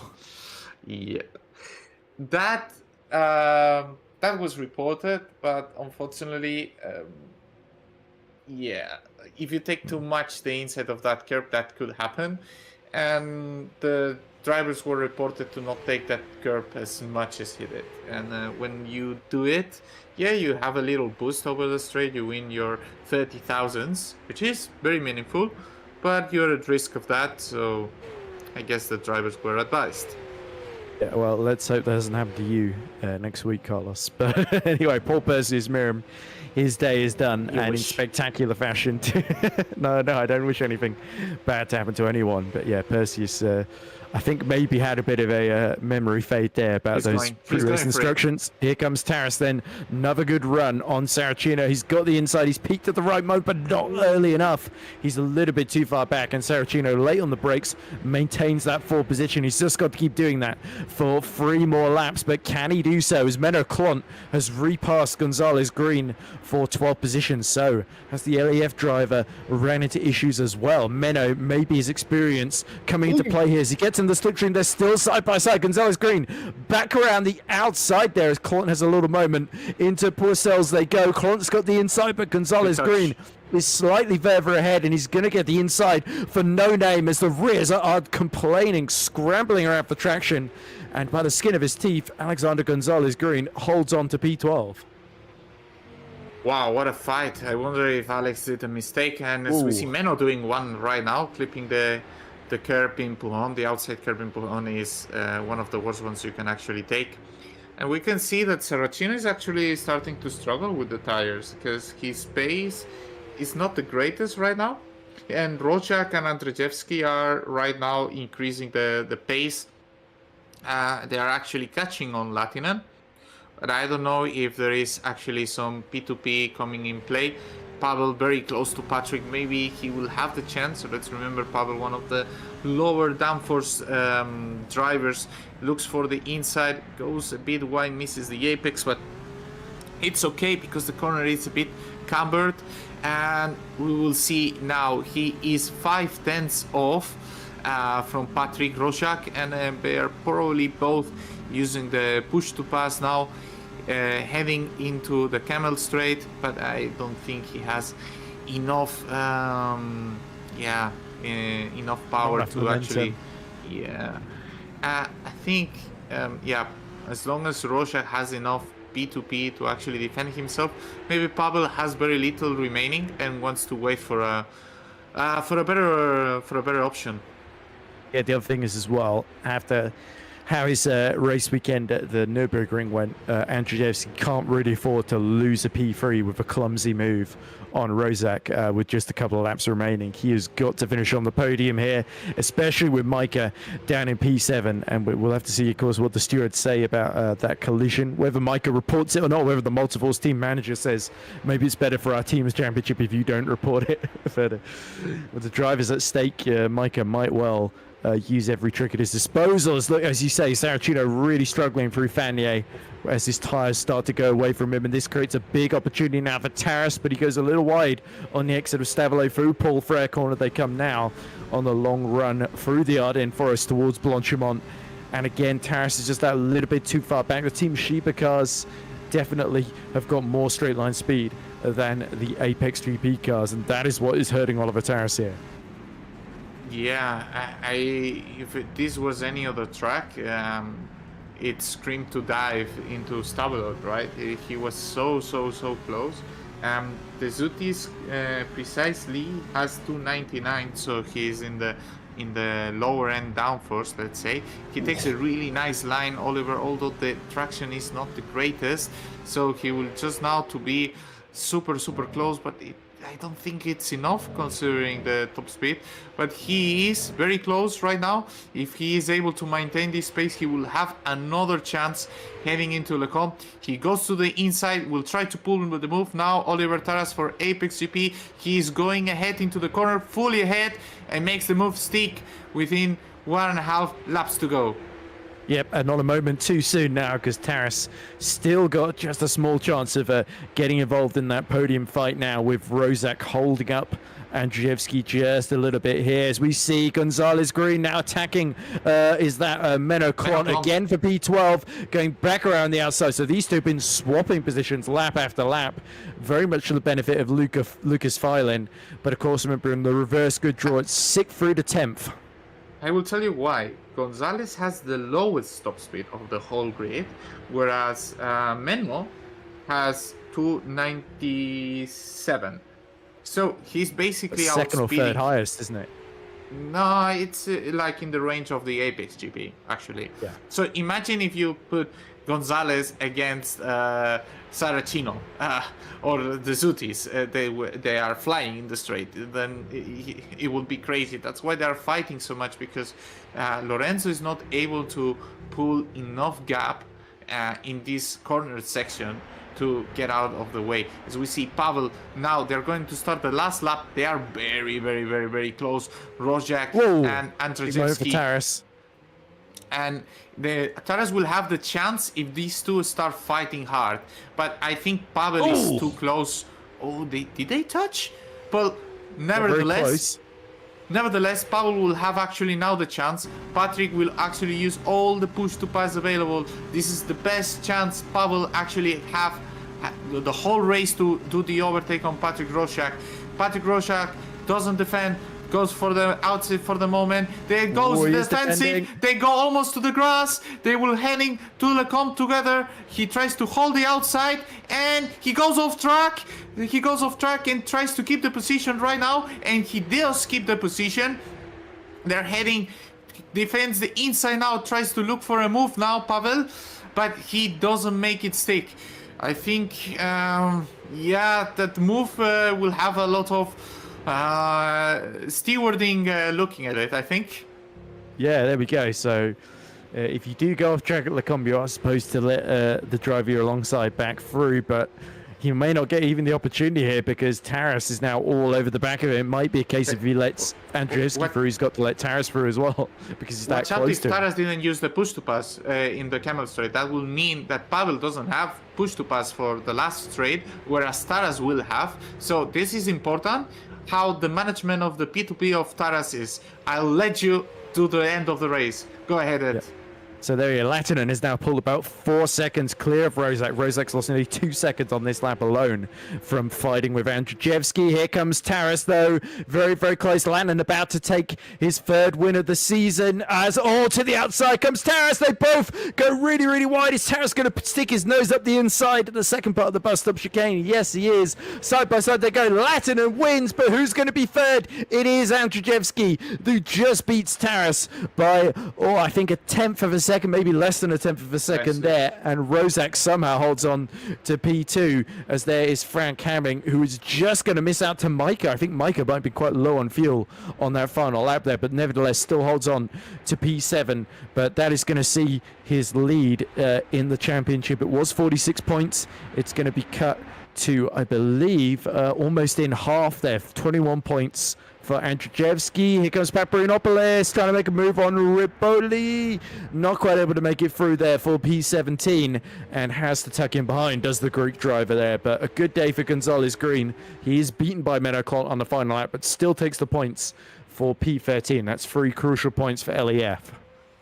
Yeah, 29 thousandths between Taras and Andrzejewski. Very, very close between them. There was contact between them in the braking zone. I think Pavel just went a bit towards the outside, and I think that made the car of Oliver a bit unstable. But then they scrapped again into the last apex. So yeah, just probably hard racing and very enjoyable, to be honest. And that's why the cooldown of the P2P is very important to take to take care of that. So, final results of Formula Sprint Run, Race 1, Spa-Francorchamps. Jasa Latinen P1, Rozak, Andrzejewski, Taras, Saracino complete the top 5. The Zutis P6, Micah P7, Hamming P8, Flak P9, Ziewinski P10. Lucas Styling P11, Menoclon P12, Alex Gonzalez Green P13 takes the L of the fight of Klont and Alex. Owen P14, Mateusz Gozowski P15, Mateusz Dabrowski P16, Massimiliano Rivoli P17, Antonis Paparinopoulos P18, Wesley Stefano P19 after a lap 2 incident, Roy Seifert involved in that incident as well P20. Mauro Terzoli, P21, Michael Falkenhayn, P22, and then the DNFs Miriam, Banzost, Christensen, Koenig, and Bernal. Yeah, just wondering what is it here, and the driver's called Alex is the first thing. But anyway, thank you, Carlos. That is the results in Latinen, his third FS1 career victory. But yeah, crucially, Andrzejewski just holds on to that podium, and he cuts Micah's championship lead from 46 points to 37 going into race 2 then. So still all to play for, but yes, Micah is going to be unhappy. Andrzejewski's going to be unhappy of Rozak, and Latinen is going to be laughing all the way to the bank. Race 2 still to come, and we'll see who from 5th to 10th is going to line up at the front of the grid. Don't go anywhere. We're going to go on a very short break. Yeah. Okay.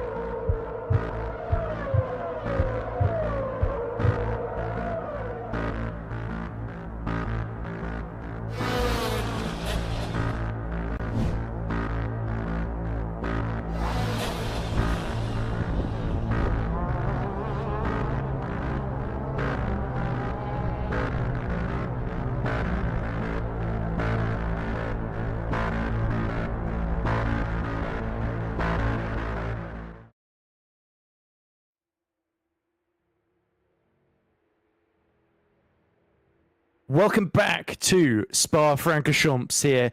We've got our 22-lap feature race in the bag with Jesse Lattinen the victor, but still 15 laps to go in the sprint race that is about to get underway. I'm Edward Hunter. Still alongside me is Carlos Martin and the ever-reliable, ever-so-fantastic broadcast director, Remco de Zeeuw. And Carlos... Remco's surprised that I laid out the red carpet for him there, verbally. But yeah, Carlos, we should be... This is really the big decision time now for the grid. We know the grid order. We know it's P6 that's been promoted to pole position. That, of course, is Lorenzo De Cutis, which means it's going to be an all-team Sheeper front row of De Cutis' teammate Saracino, followed by Taras, Andrzejewski, Rozak, Lattinen, and then Mateusz Majka, who's frustratingly for him just outside the reverse grid draw. So he will stay where he finished the first race in P7 ahead of Frank Camus, Scott Flack, and Matthias Zabinski. So this is the decision time, as I say. Do you go for the soft tyres? Whoa, what on earth is happening there with Filin and one of the 0-1s, probably Falkenhayn, having a little bit of fun into the chicane. And Feynman was going for, I think, Andrzejewski and missed there, but as he rejoined. But yeah, nonetheless, the safe choice is probably to go for the hards, but there will be a couple, depending on their setup, depending on how good they are at tyre wear, that will try and go all the way to the end of the race on the soft tyre then. And Team Sheba, they've got a big opportunity here if they can control the front of this race, as Filin will go no further in the warm-up.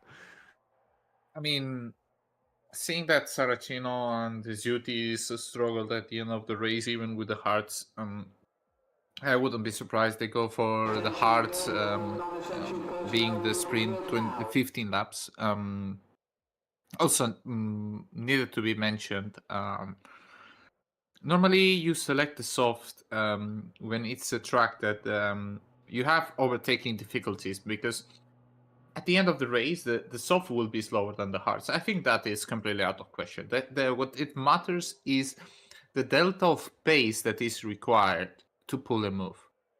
And when you find yourself into a track like Spa, that it's fairly easy to overtake if you have extra pace. Going for the soft, it's if you are not able to last them perfectly, it is a ballsy move, because you will be on the defensive end at the end of the race. At the same time, to make the tires last, it's either the Apex GP who have an edge on everyone else, or it's the high wing. Let's say it's the high wing. If it's the high wing, and then you choose the soft tires, and at the end of the race you will be with worse tires than the hard runners and with less top speed as well. So it is a difficult choice. I think it's interesting if you are starting P3, that you do the first two moves and you're able to have clean air and try and maybe just do your own pace, but we'll see through the formation lap what the tire selection is. Yep, and let's go through the whole grid order as the formation lap continues. It is an all-team Sheeper front row. Lorenzo De Cutis going for his third win of the season. Saracino going for his first. Then row 2, Oliver Taras with Pavel Andrzejewski nipping at his heels. He was right behind him at the end of race 1 was Taras. Row 3 is Patrick Rozak for the next pole team, just ahead of Jesse Lattinen, our race 1 winner. Then row 4 is Matthias Majka and Frank Howing, both of whom keen to make progress here. Row 5 is Scott Flack, just ahead of Matthias Zabinski in the Hyperion. Then it's an all KKR row 6 with Filin leading Menno Klont. On row 7, it's Alexander Gonzalez-Green and Owen Kilhausvik in the 100-1. Then on row 8, it's Matthias Gazowski, followed by Matthias Dabrowski. Try saying that twice as fast. Massimiliano Riboli and Antoni Paparinopoulos make up row 9. Then on row 10, it's Wesley Stefano and Roy Seifert who rounds out the top 20 starters on the grid. Then row 11 is Mauro Terzerli ahead of Michael Falkenhayn. Row 12, Perseus Miram, followed by Raymond van Soest. On row 13 is Marcus Christensen with Philip Koenig for company. Then on 27th and last position on the grid is 01 Esports, Victor Bernat. So all these drivers at the back, of course, Koenig blew his engine in that first race. He will be desperate to make his way up the field. How many of them make a gamble on the soft, and who is going to stick with the hard? That is going to dictate very much how this race plays out. There is what race view and what the timing screen is telling us, but what will be the actual picture about halfway through lap 1, R-Factor 2 is yet to reveal though. But it would be interesting if Team Sheba split the strategies here, put Saracino on the hard, Decutis on the softs. That would enable them to work together, have Saracino hold up Taras in the pack behind, while Decutis makes a bid for freedom, as they're just coming through the bus stop now, and this is final preparations for what's going to be a very hectic race 2. This has been one of the races where there were more tire disparity, I think, from this season, at least in the... Wow! Wow. Okay. That was Saracino saying, no, I'm weird. going on pole now. Okay. Oh, wow. What on earth was that? Did Decutis just slow down and catch him out a bit there? I don't know. He's just maybe asserting dominance. I don't know. It's very weird. It's very Well, weird. that was very nearly both Team Sheepers out on the spot before the race even began there, or at least one of the front wings going asunder. But never mind, the light's on now, and when they go off, the race will begin here at Spa. Race 2 underway. A brilliant launch from Oliver Taras as he jumps Giuseppe Saracino. Saracino gets hit in the side and just about wrestles for control. Andrzejewski now up the inside. So a horrible start for the Italian Giuseppe Saracino as Andrzejewski and Taras jump ahead of him. And now he's got to worry about Patrick Rozak there. But you can see on screen, it's Decutis, Andrzejewski, Taras all on the softs. Saracino, Rozak on the hards. And Micah, Latin and Flack on the softs, followed by Hamming and everybody else pretty much on the hards up until 14th position. Owen Kilhausvik, but they're all shuffling for position. Free wide into Lecon. Wow. That's very messy. Latinen is stuck in the side of Rozak. Rozak is facing the wrong way and has to get the car restarted again right next to his teammate Gazowski, just outside the points in 16th. So Rozak now on the hards with a lot of hard work ahead of him now. But the order: Decutis, Andrzejewski, Taras, Saracino, Micah, Latinen, Flack, Zabinski, Hamming, and Filin in the top 10. Wow, what the start of the race, and wow, that was very hectic. But yeah, we have seen that the soft runners right now are completely leading the pack. The first 3 drivers are on the soft, Saracino on the hard, Mateusz Majka starting from further back on the soft as well. Just, let's call it for now, alternative strategy for Saracino and Latinen. And we could see they're clearly struggling, and maybe we could see soon Scott Flack maybe going for a move on Latinen. Right now I expect the soft runners to be faster, maybe the 8 first laps, and as soon as we hit the middle of the race, maybe we can see the other way, as we see Massimiliano Rivoli extremely close to Menoclon. He will maybe look for a move on the outside, whereas he leaves the inside open for Dabrowski to, as we see, there is contact here as well, it's Alex Green. Oh, wait. Okay, perfect. Good.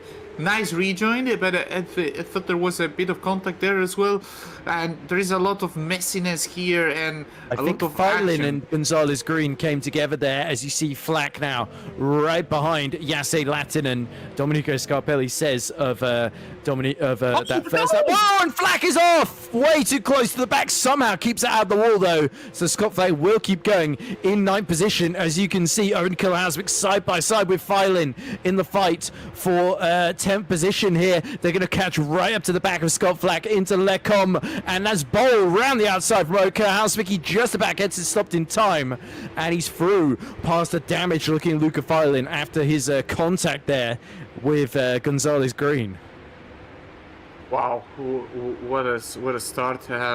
This shows up how good the soft tires are, especially at these early stages of the races. Like, they are so important, and it gives you such an extra advantage. But they will need to manage them a lot. 15 laps is way more than what they did before, as we will see a replay of Scott Flack being super close to the Apex GP driver and losing it and being able to manage to recover it. And this is not ideal for Scott Flack, because he is on the soft tire, So maybe with this action, maybe he's not able to make it to the end, and maybe looking for a pit stop. As we saw a lot of action, there's a replay of the race start where they almost did contact. I just don't know what was that. And then we saw the contact.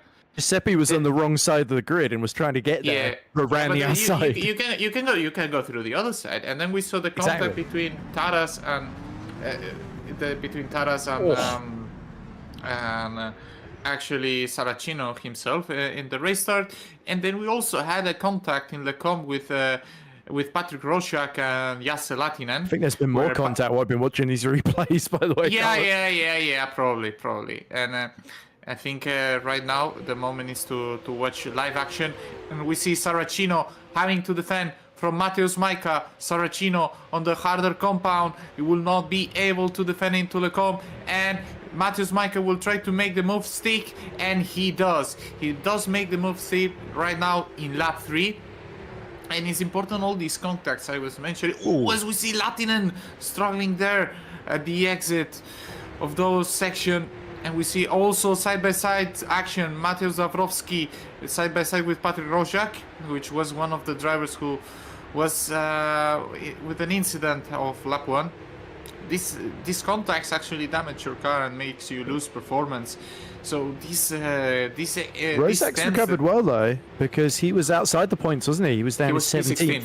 Yeah, P16. Yeah. So yeah, he's already gained a place past Dabrowski then, even on the harder tyres. So yeah, no reason to give up. You said the Scott Flack losing control was not ideal, but I think staying out of the wall was actually some great car control from the Australian there. So yeah, Flack is still in the race. He's still got a chance of some crucial points here, as we see Riboli right behind Filin, and Lucas Filin on those harder tyres is going to be under threat from the Pixelate driver. So Riboli has picked his moment well here and is pretty much the sixth driver in terms of the order on the soft tyre here. So he needs to strike while the iron's hot now, and then hope that he can conserve the softs to the end there, as Kiel Hauswick is sort of forming a train here of cars. So it is Riboli that's the big threat to Kiel Hauswick and Filin in this train here. Whoa! As Zach Gonzalez Green in more trouble.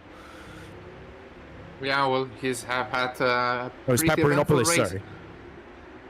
Well, LEF Auto Racing is having a pretty hectic race tonight, and we will see how it pans off everything.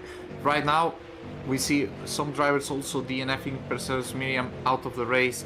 Wesley Stefano also out of the race. It's double DNFs for them then.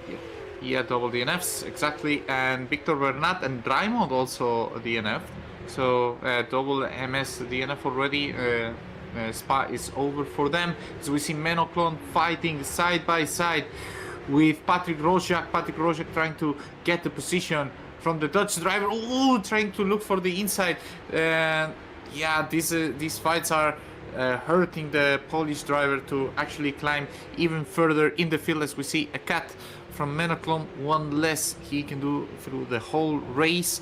And it's important to track that, because at the end we will, if you win the race by 3/10 or by 27 thousandths, as happened before, if you did too many cuts, that will mean that you lost the position. So I got confused there, Carlos, because you said Menno made a cut there, but I heard Menno, oh, there's a cat. I thought you got distracted by a small feline animal, but no, you own a dog, so that wouldn't make sense. As there we go, Decutis. Not a cat.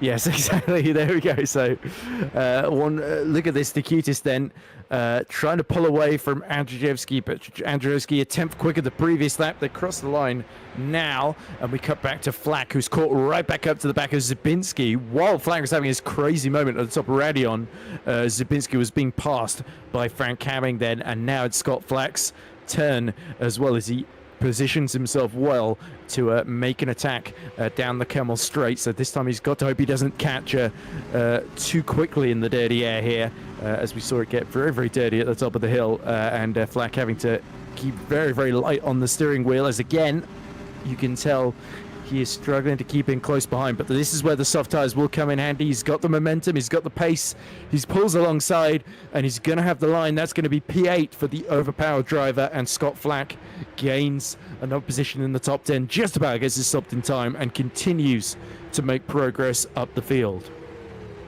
Yeah, for now the softs are still in the good range so far, and well, this is very clear.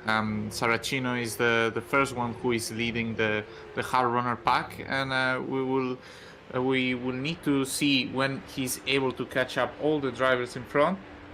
For sure, there will be a moment where the tires will give up, but for now, it's not the moment yet. Keeping track on the lap times, the Zutis is still about 3 tenths faster than Saracino right now.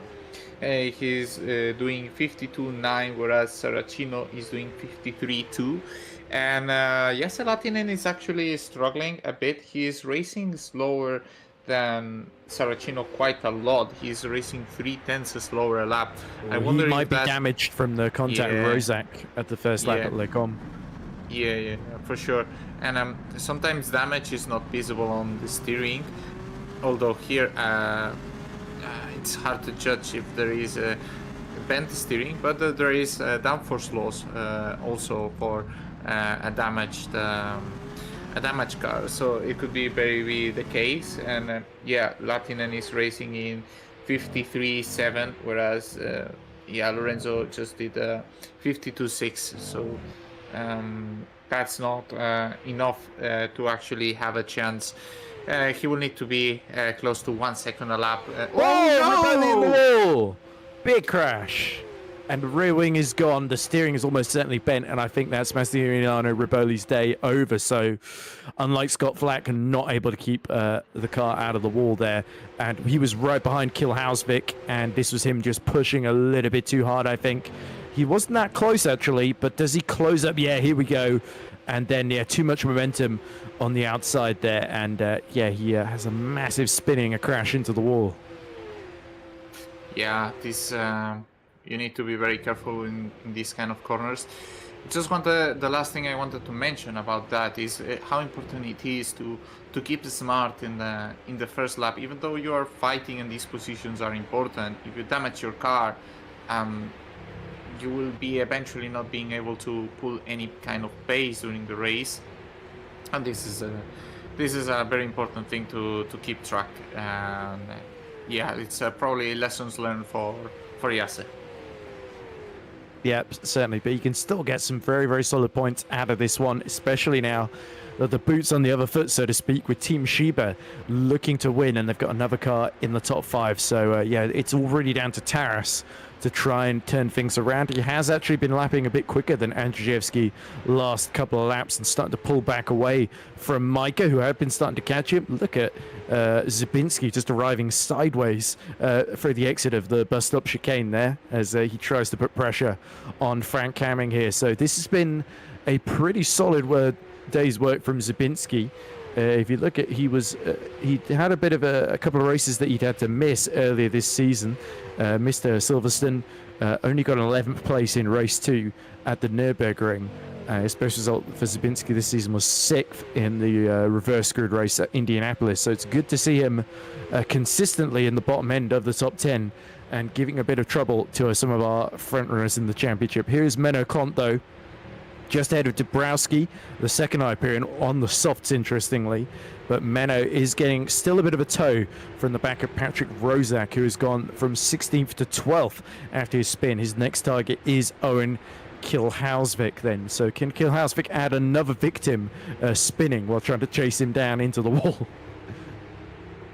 Yeah, it's chasing in this dirty air. It's definitely not easy. Spa is a pretty bumpy track also, so it makes it very challenging for the drivers, all these fast corners, low corners, like long straights, so you force the car to unload it completely from downforce. And yeah, now the moment of the hard runners will start coming soon. It's still not their moment. It's still the soft runners actually racing faster than the hard runners, so their chances will open fairly soon. Yep, depends who has put the most energy through those tires. Zabinski right on the back of Hamming, pulls to the outside at the bus stop chicane. He brakes late, slides the rear out on the outside, has to go a little bit off track on the curb, and Hamming is going to breeze back around the outside there, but he can't ignore Zabinski. Zabinski is still there on the left-hand side, and he's going to try and set himself up for a move. Yet brakes early into La Source, but then also gets early on the power, having done all his turning quite early on here. So you can see behind Feiden is leading that massive train in 10th position of Kilhausvik, Rozak, Klont, Dabrowski, all the way down to P14. So that's most of our points runners all contending with each other. As we see another yellow in the first sector. Paprinopoulos is out in the second LEF. But Zabinski, as he gets closer and closer, Polska Goromit says he likes late on the inside. Does Hamming leave enough space? Yes, he does. But he knows Zabinski just does not quite have the overlap there. As you see in the background, Rozak is passing Kilhausvik as we speak. There we go. The 100-1 loses the 11th position to the Nexium pole team. So Rozak continues a masterful recovery on the hard tire. Yeah, that's wow. That's a really great performance for Patrick. And Mateos, I was very surprised he was not able to close down at all the gap between himself and Hamming. I wonder if he's just reserving the push to pass for a different area, or the difference of top speed between the two cars is actually that big. Oliver Tarvas has started the race way more quietly than the two drivers in front, knowing that management will take in place in this race, and right now he's lapping faster than both drivers in front. He's lapping slightly faster than Pavel, and he's clearly lapping faster than Lorenzo, and the hard runners are still driving slower than the soft runners. So we have gone way through half of the race, and it's still a moment of the soft tires. And this is the analysis that we saw after race 1. It was very clear when we saw the Apex GPs going very, very, very long on the soft tires. It's these soft tires actually last more than what they expected. Yeah, we have to remember race 2 at the Nürburgring last time out. Taras got involved. He was leading almost the entire race, and then right at the end, Vin Glenn repassed him actually for the lead into the coming out the final chicane, and Taras made a clumsy sort of half dive up the inside, spun Vin Glenn around, took out Decutis as well, and handed the win to Menno Klontis. Here we go, Zabinski trying another attempt to get alongside Frank Hamming, but again runs out of road and has to back off to keep his front wing in one piece there. And look at Arika Hausbeck, he's repassed Patrick Rozak as well down the straight. So 100-1, the straight line speed helping them in this train hold off Patrick Rozak. So yeah, it's not going to be as easy, I think, as Rozak would have hoped it would be. Yeah, well, he will need to fight it. Probably the car is not in the best state, like Latinets, when you receive these impacts, and you can see it here in Pujon just going wide. And now Menno will actually have the Teiling will actually have the chance, but Teiling decides to stay behind the Nexium pole team driver and maybe look for a chance later on in the race, which has not been the most exciting races for KKR esports tonight. They have been struggling to get through the top 10 tonight. Clearly not the brightest races for them, but they can still make for it here in race 2. Yep, still quite a way to go in this race. Good 5 laps, which is quite a long distance here at Spa when you add it all up. KKR, of course, fighting HGP for 4th in the championship, so annoyingly for them, they've got Frank Hamming ahead, but if both cars can score, they can limit the damage here. Now look at this, Decutis under pressure.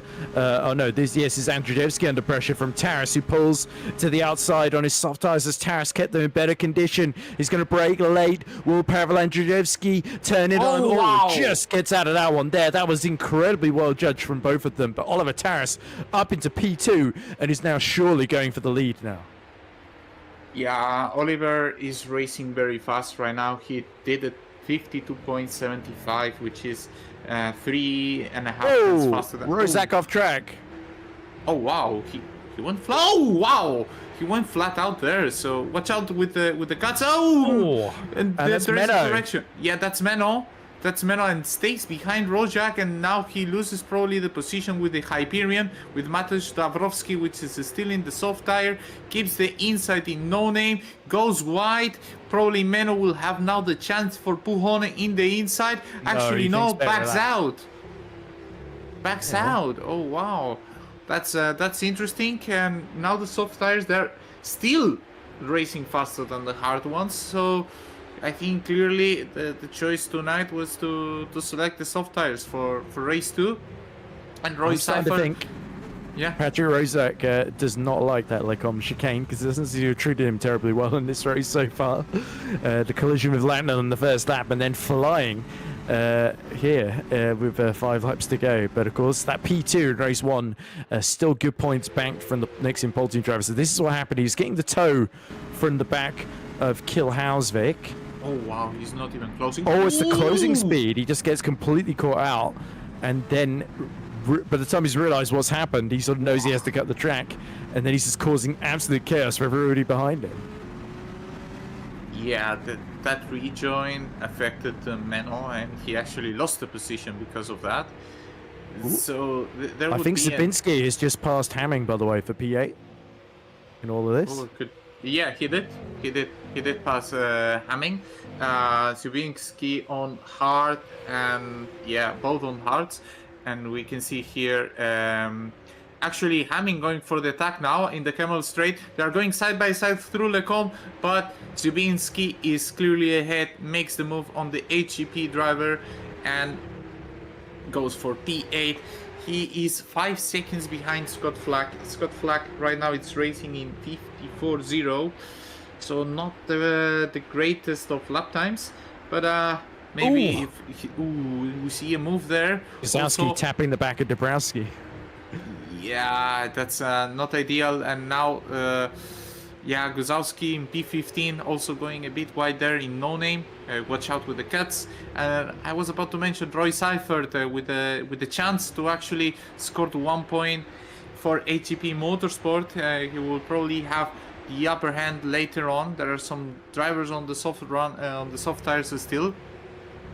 And yeah, especially Dabrowski will have a lot of.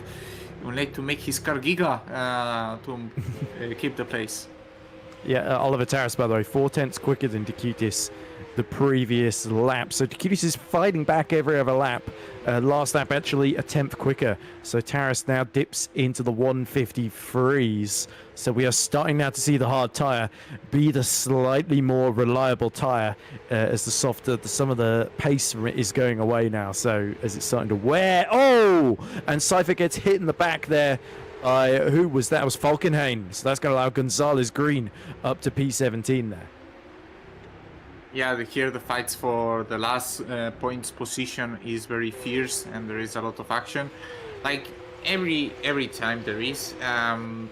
Yeah, I'm very surprised by the front runner pace. Yeah, the hards are absolutely nowhere, and they are absolutely not in contention for anything. And it just shows. And we see the attempt from Rojak here on Owen, just makes it stick through Lecom now in the inside. But I have a feeling this will not be the last overtake those two will have tonight. Yeah, there we go. Owen has done it before, and now he's intent on doing it again. This is a good lap, by the way, for Taras. He's got the gap down to just under a second now on Decutis there. So I think the Team Sheba number 77 starting to struggle a little bit, and Taras knows there's a brilliant chance to make good on the botched win at the Nürburgring 2 weeks ago and make amends here with a fantastic drive, not only to P4 in race 1, but to P1 potentially in race 2 if he can clear Lorenzo Decutis just in front of him here. He is catching him at a rate of knots now. He's paced himself well in this race. Can the softs hold up, or will they both sort of fade at the same time here? I think Taras is hell-bent on getting this win at the moment. Yeah, well, I think both did a similar treatment to the tires. They are racing.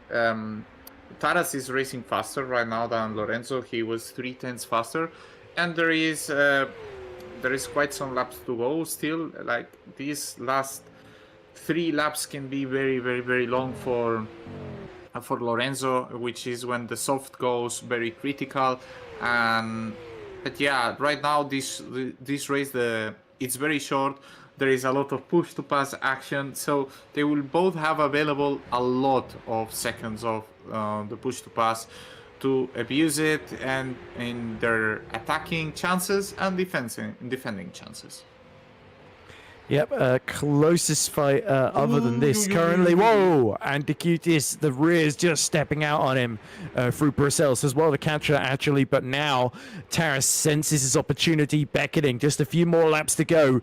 And Decutis has got to hold things together to take his third victory of the season. He won race 1 in Japan, race 2 in Montreal. Can he win in Spa as well? Or will Oliver Taras take his second win after dominating race 1 in Saudi Arabia? Let's see how this plays out. But Taras is almost able to reach out and touch the rear wing of that Team Shiba here, but he's got to make a clean move. He's got to keep the pressure on. As you can see, Andrzejewski 2.3 seconds behind it. Don't have to worry about the two multi-forces. They are looking like they're going to bank P3 and P4 quite comfortably here. Frank Hamming, by the way, still fighting with Zabinski, and he's got Luca Filin for company as well. And now Mikimiro Roy Seifert still 4/10 off of Gazowski in that final points paying position as well then. So we start lap 14 this lap, and one more to go then, the penultimate lap in session, and Taras looks closer than he's ever looked before. And now this is the crucial moment, Carlos. He's got to set this move up perfectly to pull it off. Yeah, you wanted to make it clean. You don't want to put yourself in a position that maybe later there is an investigation. So Oliver has very good chances right now. He will try to have a sneaky look here. Now Lorenzo defending the inside. Now Oliver trying to go to the outside, trying to outbreak, but no, he is not able to close in the gap yet. Is he struggling for a lot of grip right now? Maybe a cheeky move in the inside in one of these corners in sector 2 when Lorenzo is maybe struggling the most, or just maybe just fake it that you're gonna attack into Lecombe and then do the move that he also tried to do on Pavel in the previous round in race 1. It could be also an option to, to contrast this insane amount of top speed that Lorenzo has. Yeah, exactly. Because if he tries to move on the straight, he's going to lose that against the Team Shiba. So he has got to be unconventional here. Maybe the bus stop could be a good opportunity here as they go through the Paul Freire corner out of Stavelo and towards Blanchimont then. So Taras is a little bit too far behind to set this one up. 3/10 the gap then, as there's just one more lap to go after this one. So yeah, a little bit too far back into the bus stop. Taras now has got to focus on setting Lorenzo Decutis up, forcing him to chew through those soft tires in defense then. Andrzejewski's not closed in a huge amount while these two have been battling, but you can tell Taras is faster, but he cannot find a way through that middle sector where he's strongest. That's the place where it's hardest to overtake then. So final lap begins, and is it a good run for Taras? I think he's a little bit too far back, really. I think he's in a good position, but if I was him, I wouldn't use a push to pass here, but I think he is using it. So let's see if he actually has a chance now. Lorenzo goes to the inside. Now he, Oliver, will go to the outside, will try to break. They touch, they bang wheels. He keeps the outside, lose it. And there was, oh no! They completely spin both of them when Oliver rejoins. And now this means that Pavel Andrzejewski will take P1 from both of them. Oh, that was not great. That was extremely costly there. Taras risked it, went for P1 around the outside, didn't quite have the overlap they need. Decutis would not budge, and it ended with both of them in the gravel. So I think you have to, from my point of view, that was a bit 50-50, but we might have to see a replay on that one. But yeah, you got to say. I think there are two actions there. There is one that Lorenzo didn't give enough gap to Oliver. He's entitled for room here. And you can see there, and then he rejoins bad. So these are two bad actions for two drivers here, and yeah, I think here Oli had to be smart. Like, he didn't give you any gap. Yeah, he completely just went to that, and then you rejoin like that. Then it's not good. But I think it's good to see the race winner just crossing the finishing line. We'll have the chance to see Pavel Andrzejewski crossing the finishing lines. And as well, we see Lorenzo and Oliver still going at it. And Pavel Andrzejewski wins race 2 tonight for Malta Force. Oh, Taras is through. There he Taras is. is... No, he's not. Briefly through. Oh, wow. This will not end here. Surely it will not. Oh, and he's going to turn in on him. No. That's a little bit unsporting there. I think... Yeah. He's just wiggling around in frustration, I think. Yeah, well, frustration is human, but you cannot do those things. You need to control yourself. And, Micah Saracino. Oh, Menno passes Kilhausvik for P12 as well on that final lap too. So Kilhausvik falls to P13. But yeah, there we go. A win for Multiforce out of nowhere for Andrzejewski, and that is going to dramatically help him close on Micah in the championship. It looked like he was only going to gain 2 points on him. In the end, he gains a full 7 points out of this race, and the gap's now just 30 points then going into the last 5 or 6 events of the season: Hungary, Italy, Mexico, Singapore, Brazil, and Abu Dhabi. So there we go, final results confirmed then. Pavel Andrzejewski had a clean race. Decutis and Taras crashed into each other on the final lap, and it handed him victory. So all they had to do was shuffle through and stay out of trouble. And it's another win for Multiforce, and a crucial one for his World Championship. Decutis just holds on from Taras despite 2 late attempts on the final lap to try and get through. Micah is P4 from 7th on the grid. Giuseppe Saracino, a somewhat distant P5. Then it's Jase Latinen in P6. Scott Flack, despite a huge scare at the top of Radion, takes P7. Matti Subinski, an impressive P8 ahead of Frank Hamming, and Lucas Filin rounds out the top 10 for KKR. In P11, despite a collision with Latinen early on, was Patrick Rozak. Then it was Menno Klont in P12. Owen Kilhausvik just pipped at the post there for P13. Then it's Mateusz Dabrowski P14 in the second Hyperion, and Gazowski takes the final points paying position just ahead of Roy Seifert, who has to settle for P16. Gonzalez Green is P17. Falkenhayn is P18 ahead of Koenig, and Marcus Christiansen rounds out the top 20. So a finish for Marcus Christiansen in the top 20. That is something to be celebrated by his standards.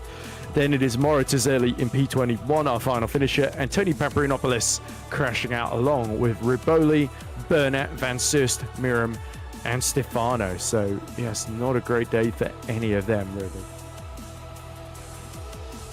Yeah, so there we go, confirmation. Oh, sorry, Carlos. And Multiforce seem very happy. They've snatched victory from the jaws of defeat there. Yeah, well, I mean, they take the pieces when those are offered, right? Today they didn't have the greatest of pace. They were opting only for only like a third place in the podium, which is still a great result. But they were able to capitalize even further for a race win in race 2, which is almost as important as race 1. And their confirmation then, 6 events rather, 12 races total left to go, and 30 points separate, provisionally at least, our 2 championship leaders, with Micah still leading Pavel Andrzejewski by 30 points then. So we have got one driver waiting to be interviewed, and it is, of course, the ever-reliable, ever-friendly, ever-pleasant Owen Kilhausvik from 100 to 1. So let's drag him in and hear what he has to say. So we're joined now by Owen Kilhausvik. Owen, welcome to the interview room. That was a pretty solid pair of races for you. Obviously, race 1, a huge crash at the beginning, but you still worked your way back into P14, got a couple of points out of it, and then a great fight in race 2. You were in that pack behind Lucas Filin, weren't you? You, Patrick Rozak, Menno Klont. Unfortunately, Menno just got you on the final lap there, but it was nonetheless a good battle. You had really good straight line speed, and that was what was saving you, it must be said. Yep. Wait, can you hear me? I just plugged in another mic. Yeah, okay, nice. I can hear you, yes. Okay, so, like, I got those results, I got those points, but it's come to a point where I'm still pretty disappointed, to be honest. I feel like there's so much more that could have been done, but the truth is though is like I'm just happy to be on the grid right now because the SL2 test session I was in last time, my throttle broke, and I've had to switch up some things, and now my old clutch is my throttle, and it's been weird getting used to, and my brake is now all the way to the left instead of the middle. So in the formation laps, I was like,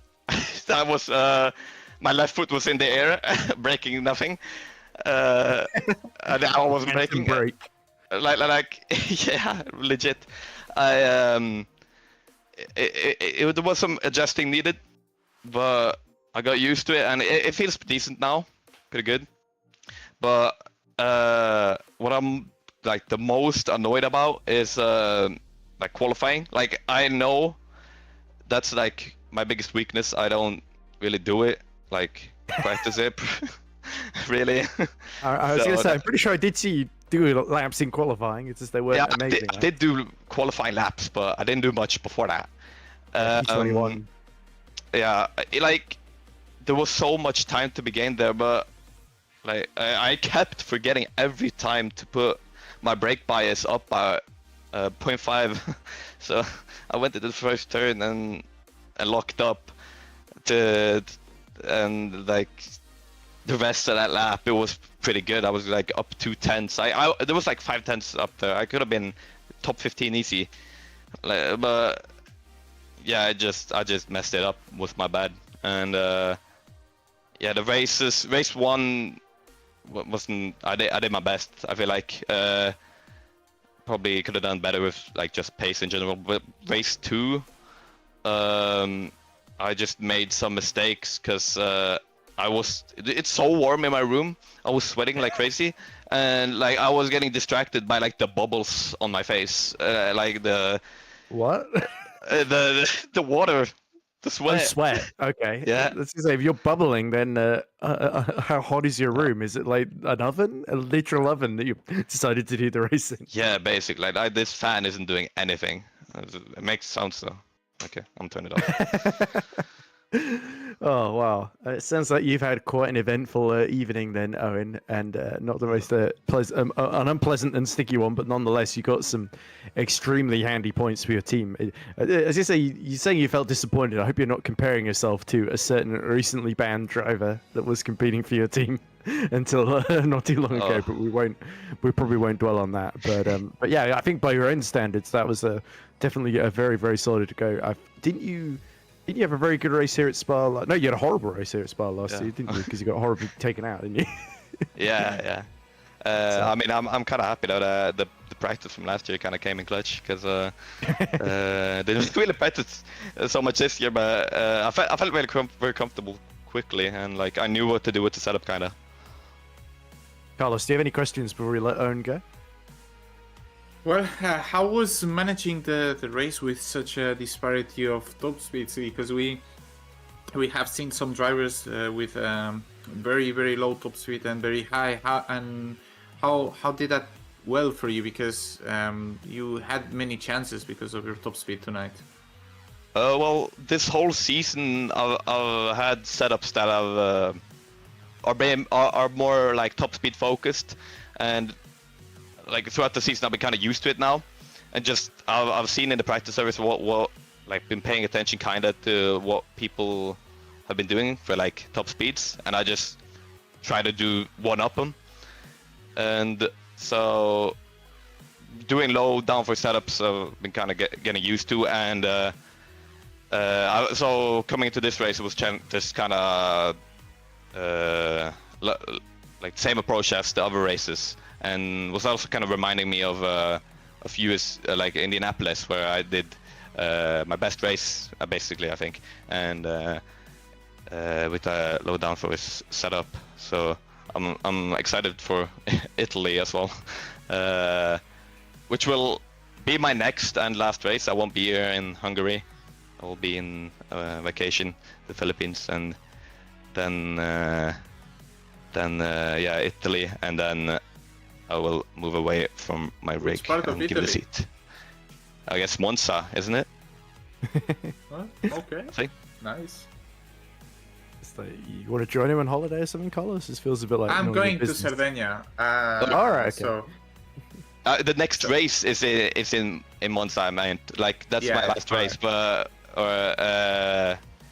in real life I'm going to the Philippines, meet family. Yeah, you did say, yeah. yeah, I think Jan Granqvist is there right now.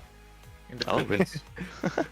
Yeah, maybe you can you can sort of Meet my it hero. really, yeah, you should do an arrangement where you like fill in for him in Super League and he fills in for you. Yeah, that's fair.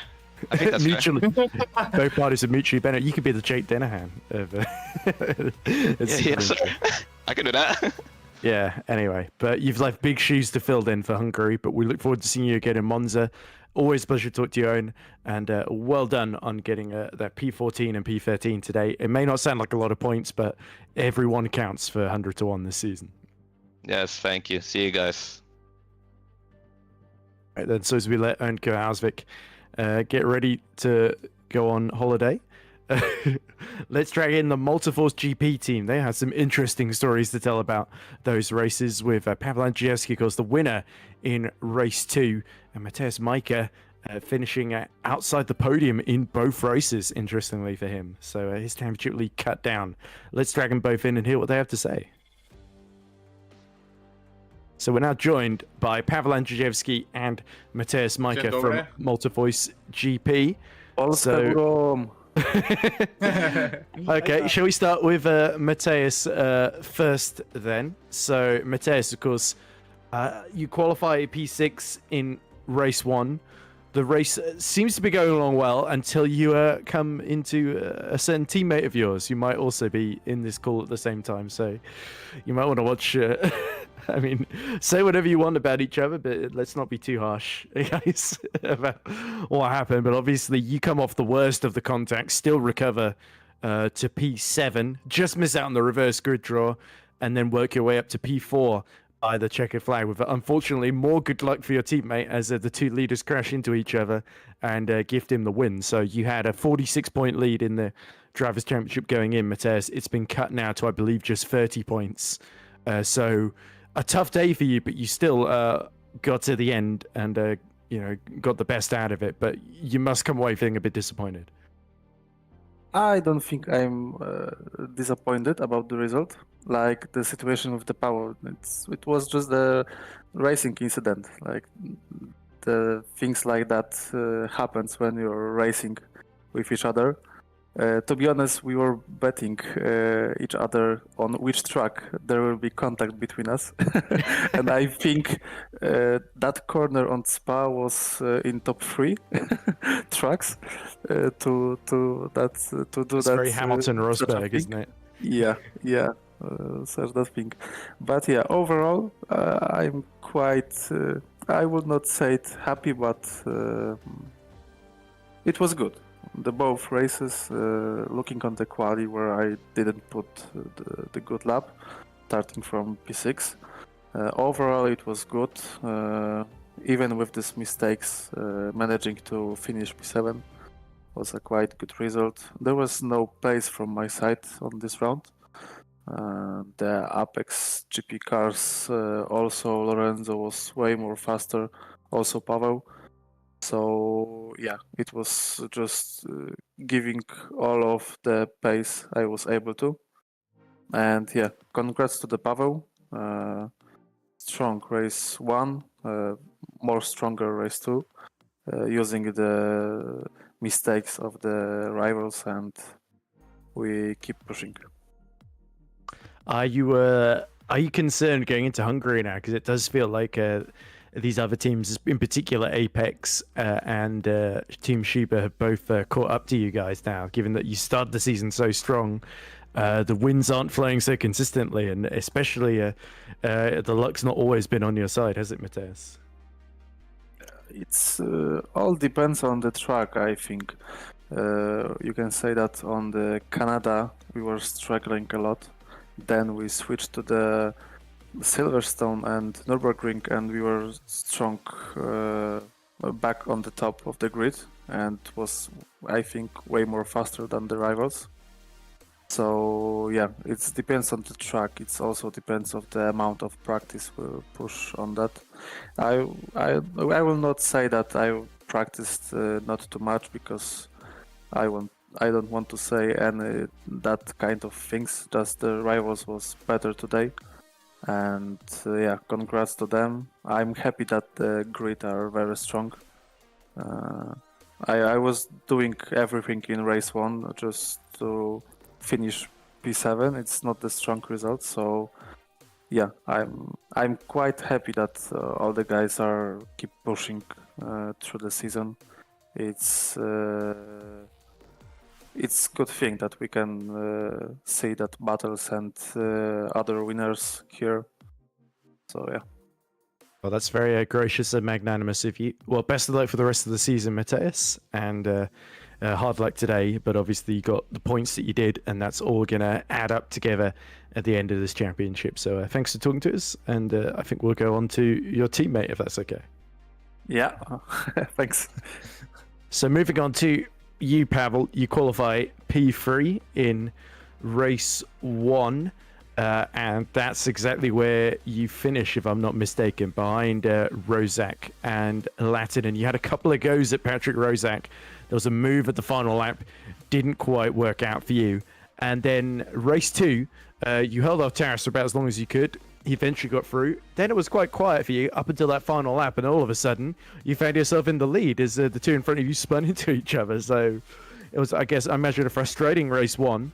And a much more positive race too, especially with the collision with your teammate, which I'm sure was not intentional from either of you.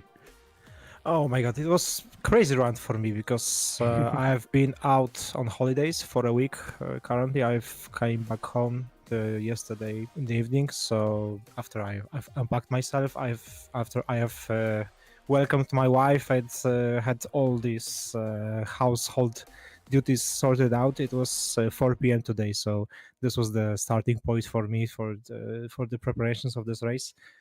Yeah, it was crazy. I made crazy mistake in qualifying. I don't know if you have noticed. I've done only 3 laps during qualifying sessions, while other did 9 laps. I've crashed on the entry into the pit lane on the in lap after the first no, we time. didn't see that. Yes, so this is why I haven't improved at all in this qualifying session, and from this point, it was I thought like it is going only the downward spiral, because in race 1, I made this one mistake that has allowed Roszak to overtake me.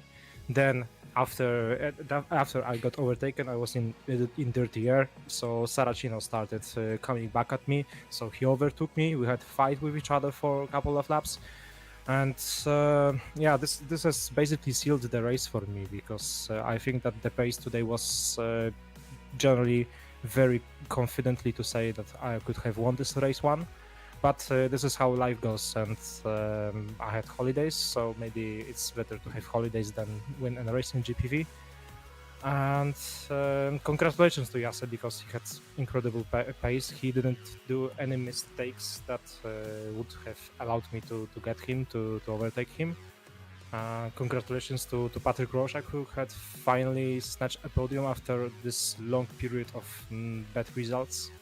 So generally, the race 1 was pretty good. It could have been better for me, but yeah, I think I will take it, especially after what I have witnessed in race 2, because the start was perfect, and once again it was downward spiral for me because I didn't have pace to match Lorenzo. Then Oliver came from behind. He was like a rocket for me, because I couldn't have actually stopped him from overtaking me. He had a chance lap prior, and then he overtook me and just drove away. So the fact that they crashed each other out is only positive and lucky thing that happened to me this round, and I basically take it. I wouldn't even talk with you. I just take this win. I'm so happy that it happened, and as you can see in the GPV Discord, I'm now having fun with Żywiec. Never look the Oliver Taras gift horse in the mouth. as Metacon has learned as well from the previous race too. Small correction about Patrick, he also got P2 at the Nürburgring. So final question from me, Pavel. Okay. You obviously Nürburgring was a very, very difficult pair of races for you. You fell a long way behind the championship. You've now started to catch back up. You're 30 points exactly behind Matthias now, with 6 events left to go this season. Do you think you can win this Drivers' Championship? Do you think it's going to be a really close fight for the rest of the season? Or do you think it's going to be more about fighting these other teams now? Honestly, I would say that I have no chance currently. I want to surprise myself pretty positively, but the reality is that Mateusz is getting up to speed so much quicker than me throughout this season that I think that I would have maybe do sim racing on full time to get ahead of him at this moment, and I'm just taking those races currently to have fun and maybe to win, and what happened in Spa-Francorchamps, but generally my general thought is that I don't want to break Mateusz's heart right now. But anyway, from me, congrats on your 4th win of the season. Carlos, do you have any questions for our two Multiforce GP duo? Ja mówię po polsku. Dobranoc. Well, I don't know much more in Polish. I'm doing my best. Congratulations, guys. You're doing an outstanding season. Being P1 and P2 like you're doing, it reminds to what Jack and Shimon did in 2023 with absolute domination. And I think that the best thing you're doing is all this capitalizing, even when your chances are, or you're not the favorites to take a race win, you still are able to do all these moves. So knowing that everything is still in play, but somehow settled between you two, and it's very early to ask for it, but what is in the horizon for you two guys for next season? Because you are the perfect pair, you're not going to separate, you're going to keep together, but what is it next? Oh, I think that it's pretty open question, because currently there are some options on the table. I think that more options will come up, definitely. I don't know if we will be racing together next race. I don't know if we will be racing next year at all, because Mateusz is talking some silent words that maybe it's enough. Maybe R Factor 2 is gone, and maybe it's time to switch to LMU. But I think that this connection, me and Mateusz, is working perfectly, and it will be a shame to just to end it after 1 year of cooperation. And 1 year of me being engineer for Mateusz, because I was helping him in FS2 when he was on his championship run. So I think that there's plenty of time to think about it and to talk about it. And I think this is the right question. The right answer, sorry. It's also a question still to answer, right? So We can also race together in LMU next year. Oh, of course, That's of true. course. There are plenty of options as well. Yeah, I can recommend you a couple that I commentate on. But anyway, but anyway, I think that's all.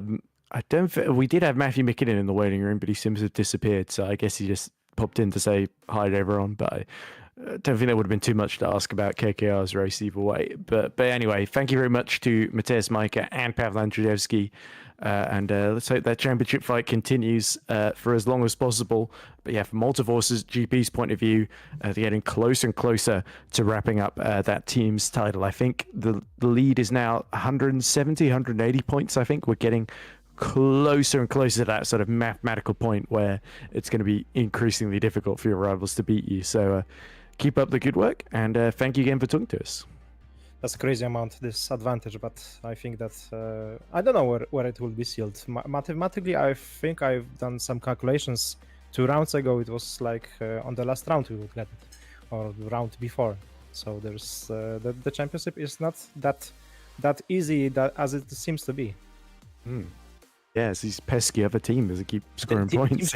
Team Shiba is doing perfectly, but they are in the. Of course, they are in the shadow, but they are doing perfect job.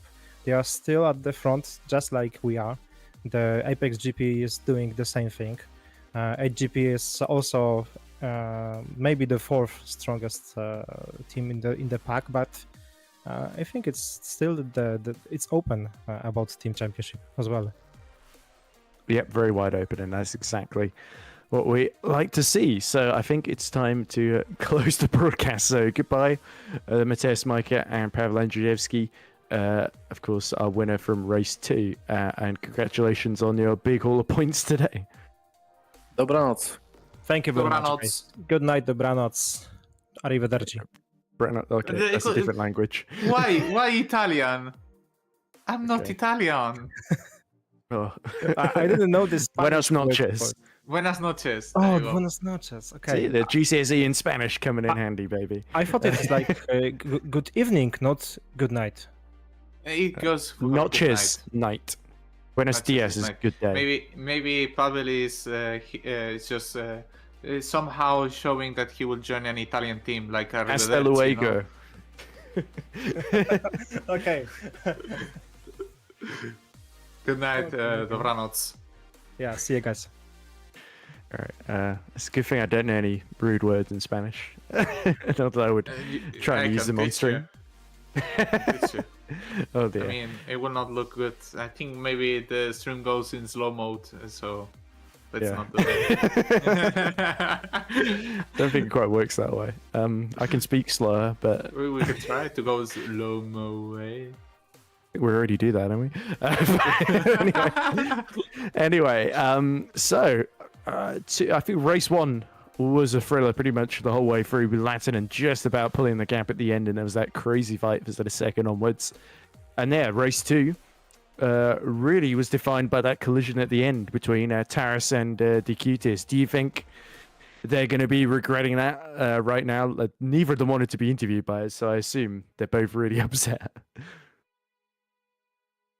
Well, upset or not, this is how it ended. And next stop, Hungaroring. It is a track with high tire wear, overtaking chances -100. I wonder what happened last time that we raced here in FS1. I think they didn't race in 2024. It would have been And 23 then. It would be 2023 then. And yeah, multiple strategies appeared back in the day, and maybe for this year. Wasn't it you who won? I'm pretty sure you won the race 1. Yeah, I in did. I did. With a one-stop strategy. So keep tuned for the rest of the divisions that are remaining to race. Super Lights on Tuesday with Ross McIntyre, Fabian Jungruth, and myself at the commentary box. And Super League with Caitlin Penny leading the commentary booth. And me. Here and yourself as well. So we are on double duty for this round. Yeah, exactly. Yeah, you get on the track and I get back behind the microphone again. I mean, maybe we need to do the experience of me commentating while I'm driving, but I actually hate it. So Yeah, we should do what Formula One used to do, the highlights in the 80s, where they get the driver to narrate their own race and sort of, oh, look at this other guy messing up, but I'm doing pretty well. this guy is a And you like constantly talking about your own move, like ages before it happens, and then you miss it when it happens. the goat of goats. Yeah. Yes. So thank you everyone for attending. Thank you Remco for assisting with the cameras and being the broadcast director for tonight. Thank you Edward for the commentary, and My thank pleasure. you everyone who assisted to the broadcast. Have a good night.